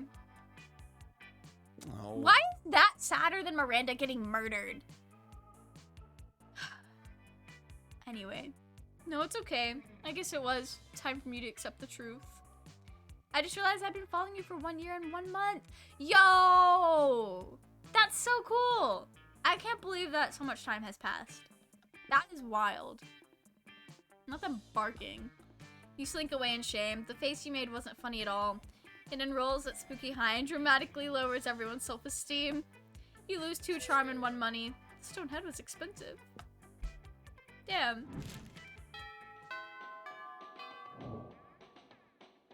All right. Okay, I feel so bad about that. That's crushing. You arrive at Zoey and Vera's table, excited to. Oh, we're not doing anything suspicious. Vera's outfit. Yo! I should have picked Vera. Zoey. And we definitely don't have a fellow student in a cage under this table. You have a fellow student in a cage under... Why is there... It's useless, Vera. Mel is too perceptive. We've got to come clean. Yes, the problem is clearly that Mel is too perceptive. Great. Vera has the best fit. She's gorgeous. But I suppose we have no choice. Look under the table. Zoe and Vera do... What? Zoey and Vera do indeed seem to have caged a fairy under the tables. She's filthy, miserable, and covered in glitter. Fairies cry glitter. Casually simps for fictional women. That's all I'm good for, really and truly, is simping for fictional characters. That's the only thing I can do. I have narrator fit. Fair. That's fair. We took her as a prisoner during the last food war, you know, for leverage. I didn't think anything of it at the time because taking/tormenting prisoners is just a thing you do as an elder god. But that was 3 days ago and she's starting to smell. We've got to figure out something else to do with her. We could let her go. No, I failed to see how that profits me. Yeah, that makes sense. Well, what should we do then? Prisoner is probably stinky because she's lonely. Get her a companion to keep her company. Use vicious psychological manipulation to turn her into a sleeper agent, of course. We need a fit check. My fit check? For me? I'm gonna be honest. The fit is like waist up and then it's pajama pants. NANI? That's perfectly timed, Raging. It's quite literally, I don't know if you're talking about my fit, but it's literally, that's as far as I can roll back, but it's literally just fancy shirt and pajama pants. I am nothing but a fake fit person. If anytime I stream or like make TikToks, I'm never fully in cosplay or like a full outfit. But that's just, I think that's universal. I've never been so disappointed in my life. I'm sorry. It's cold and these pajama pants are comfy. Disgusting! Fair. Fair. So fair. But in my defense, I've never been asked for a fit check before, so I didn't think that anybody would find out. Okay, is the prisoner lonely because, or stinky because she's lonely, or do we need to manipulate her? I genuinely do not know which one is the right answer here. Nobody tell Mel, but I'm just clicking sound alerts. They're perfectly timed. They're perfectly timed. Okay. Okay, right answer. Let's go. It's like I always used to say when I was a dark manifestation of hatred and madness. Spoiler alert, you rock. Misery loves company, and I love misery. My brain, when the sound went off, immediately went to, oh no, they multiplied. Fair. That's so fair. Fun fact, the disgusting sound alert came from this time last year when I was playing Dream Daddy. Sorry, that is a sentence. But I was playing Dream Daddy, and I was trying to do the bad cult run for a Joseph route. I wanted to ruin his life, but instead we ended up having sex on his yacht, and I was very disgusted. Mel has a type. It's funny you say that, because I definitely do, for like favorite characters. And a lot of my close friends, whenever I have a favorite character, they're like, yeah, that makes sense. Or like, I'll watch something and they're like, I think this is the one. And then I watch it and I'm like, that is the one, you're so right. Like, what I was like one of the last of my friends to watch Demon Slayer. And when I watched it, I was like, yo, Tengen though? Uzui Tengen? That's my man. And I said that to my friends, and my friends were like, yeah, we knew. We knew. He's just JoJo's enough. Literally, Haley told me that he's just JoJo's enough that I figured he'd be your favorite. I was like, I love that. Of course, my headphones disconnect at this moment. I'm so sorry. You did not miss much. Okay. You want another prisoner, Zoe? A prisoner is a big responsibility, you know. Who's gonna clean up after it? Who's going to feed it? That's the cool part. If my prior experience as a mistress of extreme pain is anything to go by, they'll feed on each other. That is an interesting cost-cutting measure. Then it's agreed. Oh, I love doing good deeds. And you love letting your hot friend think she's doing a good deed so you can hopefully smooch her later. I'm just a simple, silly guy. A simple, silly guy. Okay. What do I need? I think I need to work on my charm. I think my charm is a little lacking. What's up? I did not pay attention. Okay. I'm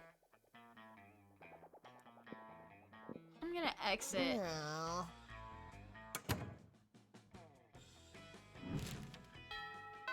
Okay. All right. Literally. I can't argue with that. I still need to see season 2. Raging, you so do. It's so good. I don't know where season 2, I guess Mugen Train is season 2, but most people just watch the movie. But the Entertainment District arc is my absolute favorite arc of Demon Slayer of all time. I've not read the manga. I've only seen the anime, so I know there's more arcs. But it's like part 5 of JoJo's. I don't think anything's gonna top it. It's not like part 5 of JoJo's, but it fills that same. It's okay. Wait, let me start over. I know nothing in Demon Slayer is gonna top it for me because it was just so good. And that's how I feel about part 5 of JoJo's, is no other part of JoJo's is gonna overtop it. I loved it. It was great. I also just really love Tengen. I think he's fun. I just forget though. That's fair. That's fair. I still haven't finished the second half of Spy Family. I have like 4 episodes left that I've just not been watching. Okay. Can I work on my charm now? Thank you. All right, we win Dodge Bolt. A fellow player that seems utterly discouraged. She thinks she's not worth anything at dodgeball, and she attempts to throw the ball at herself. No! You explain to her the many ways you think she's unique and wonderful while also defending the many pleasures in life. With your help, she's capable of finding reasons to keep playing and gains a sense of self-worth. You gain +1 BFF. Sadly, she's not a part of this game, so that beautiful friendship will take place off-screen, and +2 to charm. Second half of Spy Family is fun. Yeah, I've been loving it. I just haven't... I got... Like, the holidays hit, and it got hard to keep up with multiple animes, so I just watched Chainsaw Man and nothing else. And I had to go back and, like, finish Mob Psycho, and now I've got to go back and finish Spy Family. But I'm also watching Buddy Daddies right now, but I'm also, like, 2 to 3 episodes behind on that as well. For no good reason. It's the only thing I'm watching this season. But, procrastinating is just what I do. Even if it's for watching things. Not me who forgot Spy Family existed. That's so fair. After, that, like, first few episodes of, like, the second core, people just kind of stopped talking about it. People don't talk about it that much. It's so easy to forget. I haven't seen Chainsaw Man and still need to. It's so good. I'm sure you've heard everybody and their grandmother say how good it is. But it's chef's kiss. It's beautiful. It's amazing. Everything I want in life. Probably watch the least amount of anime out of all of my friends. That's fair, that's fair. Me and my friends, we watch a lot of anime, but it's a lot of, like, rewatching the same animes 10 times. So I know me and Moya and Roy, we're watching Morazushi right now. And this has gotta be Moya's, like, I don't know, 10th time watching it. And it's our, like, second time watching the first couple of episodes, but it'll be, like, my first time watching it all the way through. And we're just big rewatchers in this household. I only heard terrible things about Chainsaw Man. I know you're joking, but, like, people are saying, like, there were people that are like, I don't like the animation, I think it sucks, let's start a petition to get a new adaptation. I'm like, you were stupid. Respectfully. The animation's fucking gorgeous. Now my grandparents being dead, I'm so sorry. They're in the afterlife telling people how good. That's an incredibly disrespectful and insensitive joke. I'm sorry. Anyway. I noticed Zoe with a big grin on the amalgam of chaotic nightmares she has used to form her face. It's adorable. Mel, hey, guess what? My latest comic, who watches the...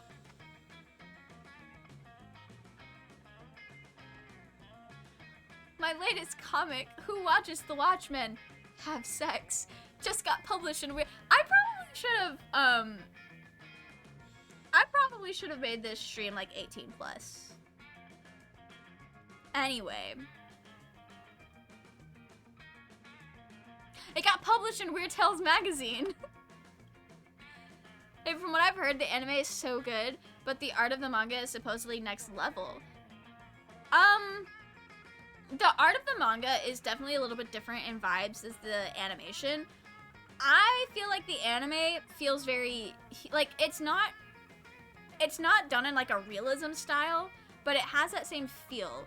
Like, they just feel very, very human in a way that, like, a lot of other animes don't. So I love that.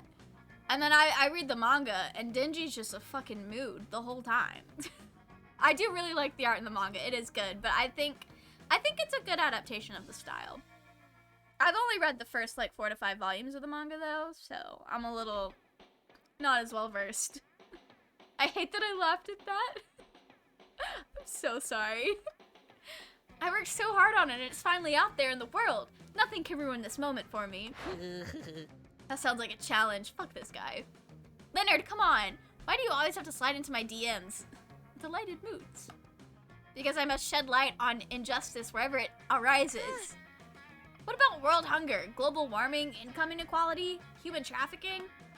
You didn't let me finish. I must shed light on injustice wherever it arises, in the world of fandom specifically. Oh, cool. Social justice warriors win again, sir. It is not cool, Zoe. It is not cool that publishing houses are showering attention on marginalized authors just because inclusivity is hot right now. Not, bro. Like, I know that I know the stereotype he is supposed to be, but damn. I mean, look at you. You've got it all. You're purple. You're allegedly a woman. Mood. Allegedly. Allegedly. I don't know why I find that so funny, because I know it's supposed to be transphobic, but also it's like, as an AFAB non-binary person, like, yeah. I know how I'm seen and perceived by people who don't know me. It's alleged. Anyway, you come from a hideous dimension beyond mortal comprehension. Any magazine would die to be able to associate you with its brand. But it's all a shallow marketing stunt, and what's worse, it's distracting from real injustice that the liberal media is too scared to discuss. What about the artists who aren't part of some cool, sexy, underrepresented minority? What about us? I highly doubt Leonard's an artist. How are we supposed to get recognized? If I was to entertain all this BS you just said, I'd say, I don't know, maybe through a combination of talent and the numerous connections and avenues you have available to you as a privileged member of society? Don't use the P word around me. If I'm so privileged, how come my comic zombie sluts don't fuck? He would love Jake Fight Island. Or maybe he wouldn't. I can't decide. Is he homophobic? Zombie sluts on fuck island has yet to be published. Because you spend all your time complaining about non-existent obstacles instead of getting better at art? Perhaps you have a point. Oh no, wait, I forgot you were a girl. This can't possibly be my fault. It's much more likely that the entire industry is biased against me. I just noticed his fingers are webbed. I mean, like, he's a turtle duck, so I guess that makes sense, but that's a fun detail. Ugh, looks like there's only one way to solve this. You're way ahead of her. You select the only option that makes sense. 4 years you've pressed the gem of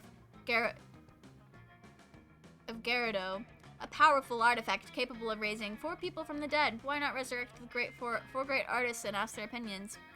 Use the Calcraft sorting hat to determine the objective value of the 2 comics. I thought...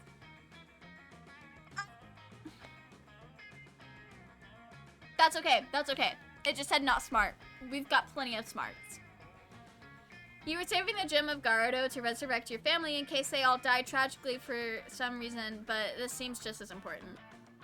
You reach into the nether realm and summon Velasquez, Goya, Picasso, and El Greco. Wait a second. These aren't famous painters. These are the stars of Senior Regular Samurai Frogs, a classic cartoon from a simpler time. You like my comic better? Oh, no. Hey dudes. Thanks for bringing us back from hell in which we now reside, but, you don't know anything about art, do you? Nope.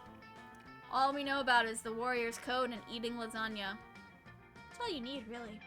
Really, truly. My grandma makes some killer lasagna. It's great. And she uses the special cheese. It doesn't make my stomach hurt. Spoiler alert, you suck. I knew it. Cute prank, Mel, but totally useless. Oof. Now what are you gonna do? I lost fun and boldness? That's okay. That's okay. We'll live. I still think we got a shot. We got a good shot. You approach Vera, who is conspicuously cutting up an enormous stack of credit cards and feeding the pieces to her snakes. Zoe is sitting across the table staring intently at Vera, frantically scribbling into a notebook. A little privacy, please. This is obviously a business luncheon, which means that it's a write-off. Zoe's longest purple tentacle creeps an inch closer to Vera. Then Vera scoots her whole chair a little closer. Back up, I bite. Interesting. Are you even listening to me? This is a life or death situation for you, dork. Not what I would have expected. Damn it, Zoe. Besides my obvious beauty, entrancing charm, and tremendous wealth, what are you looking at? I just chugged my green tea and now I'm exhausted. Bro. Hopefully that settles down. I feel that though. I don't know why. I don't know why it's so exhausting sometimes to like chug a drink. Your body's just like, why would you do that? Why? Oh, it's not obvious? Zoe flips over her notebook to reveal a massive chart of Vera's snakes and all the different ships between them. There are so many arrows and symbols and snakes that you're worried she might actually be summoning some kind of fanfic demon. She would love Homestuck. At first I was really into my main ship of front left snake with back center snake. They just have a really natural pairing, you know? But then I started thinking about the rivalry between all three front snakes and how it could be this kind of triangle rivalry hate sex kind of thing. Or enemies to lovers? Zoe. And honestly, that's just really got me into questions about the rules of Snakeverse. Like, can they get married? Can they move positions on the head? Do they have tails that are inside your head? And Zoe. Vera, you just gotta tell me. How do the snakes poop? I have to know. That is enough. You're hereby banished from this table. Go ship my snakes from a safe distance before I get a restraining order, you little purple disaster. You decide to intervene because, 1, you care about your friends. 2, you don't want to see them kill each other. And 3, you've been wondering about the whole snake poop thing yourself. Vera, maybe knowing the allegiances, preferences, and sentiments of your snakes could be the ultimate trick for the silkiest, most dangerous hair ever. Zoe, I think I've stumbled on the ultimate Vera shipping chart. Look, Vera's hair and Vera being left alone. So effing cool. Exactly. For example, I can tell you the snake on your forehead is insecure about its girth and length, and that it makes its poison less deadly, and its relationship less healthy. For maybe the first time ever, you've made a good point. I milk my snakes and sell their poison, so it'd be great to know which one is the most potent and viable? No, that's an R. The font is so hard to read sometimes. Also, I've wanted to wear a hat, but my snakes don't sit still, and the hat will fall off my head, and that's obviously unacceptable. Zoe gives Vera the full rundown on serpent synergy. With a little coaching from Zoe, back center snake works out its insecurity issues with front left snake, and Vera's hair has never looked more emotionally mature. Nice. We've collected all of the hearts.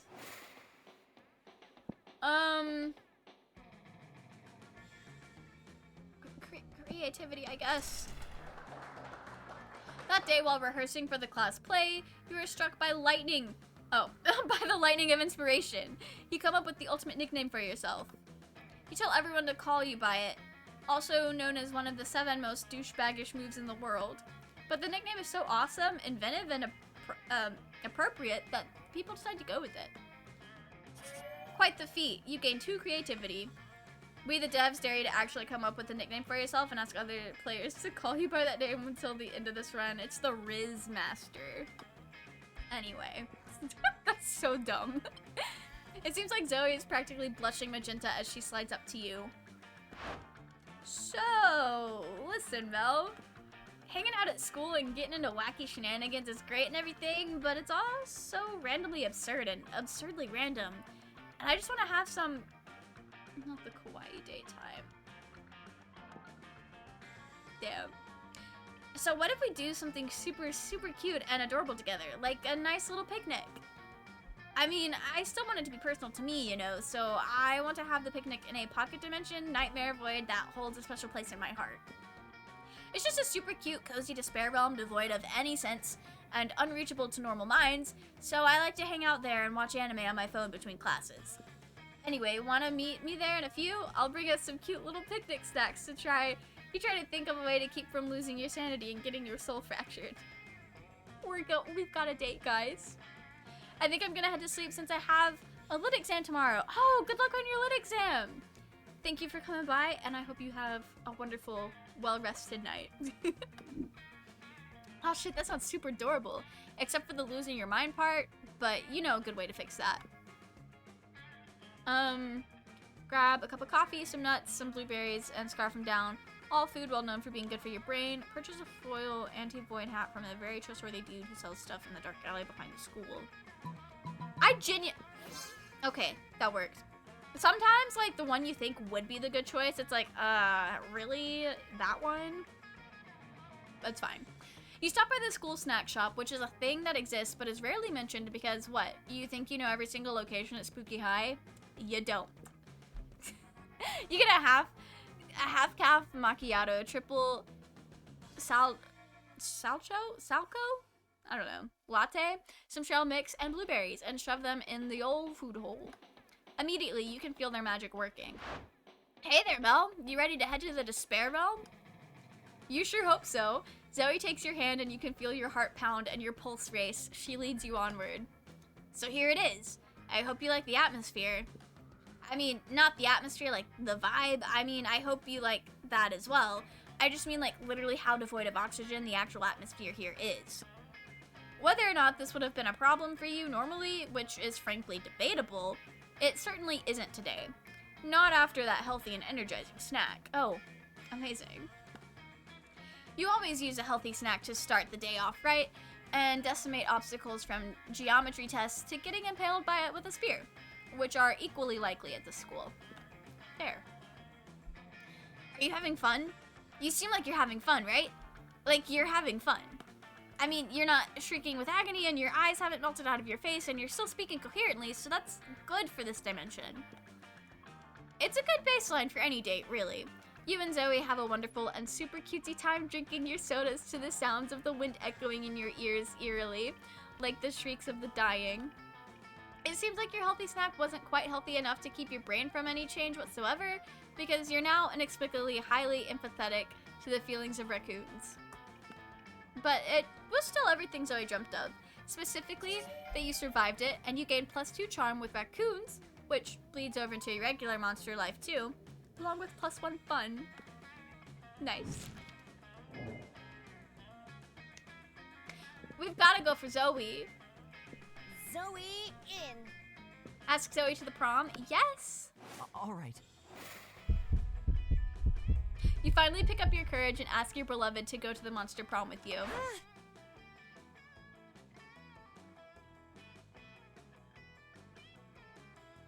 Damn. Oh, no, it's not possible for us to go together in this timeline. You see, this is the alternative universe where I get to have fun at prom, which I highly suspect won't be possible of going with you. My fun is a 10.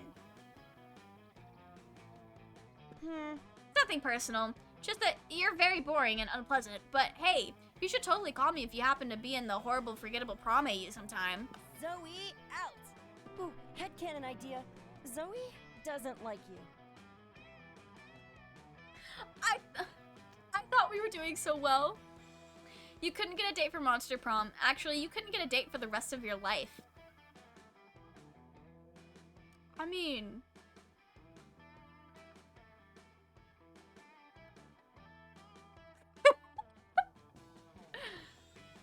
Some nights alone in your bed, you wish sadness was an STD because at least then you wouldn't be getting so much of it.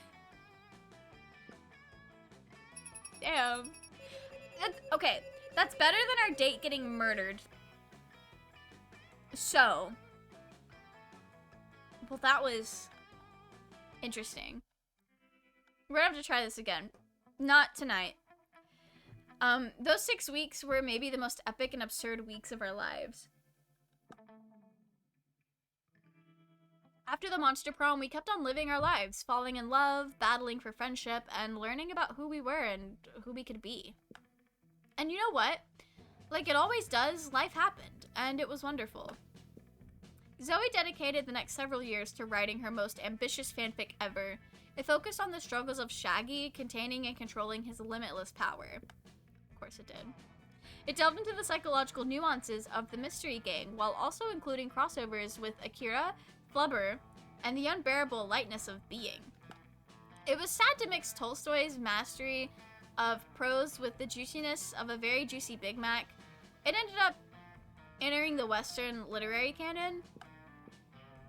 Damien became an interior designer, specializing in torture machines. Good for him. Last month, Vogue magazine called his products the refined marriage between macabre and chic. Chic? Chic. Yes. Anyway. Miranda got a job being a princess of her kingdom, which was actually kind of her job already. Well, you don't see her complaining about it. For those 6 weeks, the Monster Prom seemed larger than life, and then it was gone, just like that. The battle for Monster Prom might have ended then, but there were plenty of battles left in that war called youth. But once again, we were young and unafraid, and we were ready to start. Interesting. Okay. Nobody died this time, and we actually get credits that aren't attending a funeral, so it's a win. It's a win.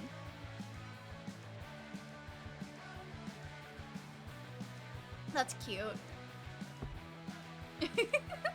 I love Zoe and Scott's friendship.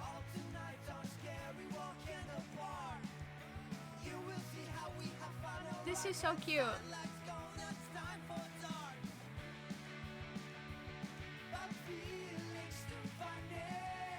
Okay. It was a lot easier to pick the right answers for Zoe, but I think I went too hard in creativity when I needed to go harder in fun. I'm not really sure. I don't know if this is one of those games where you're never gonna be able to take them to prom on the first attempt. I'm gonna look that up, and if that's true, then we'll definitely play this again on Tuesday. If not, we'll play the second one. I've got all 3 of them. I'll figure it out. I'll figure it out. Damn. We failed. Okay, that blue guy looks like a Steven Universe character. Like, not anyone in particular, just looks like it could be a background gem. Look at Scott in the back with his little Frankenstein date. That's so cute. Oh, this is adorable.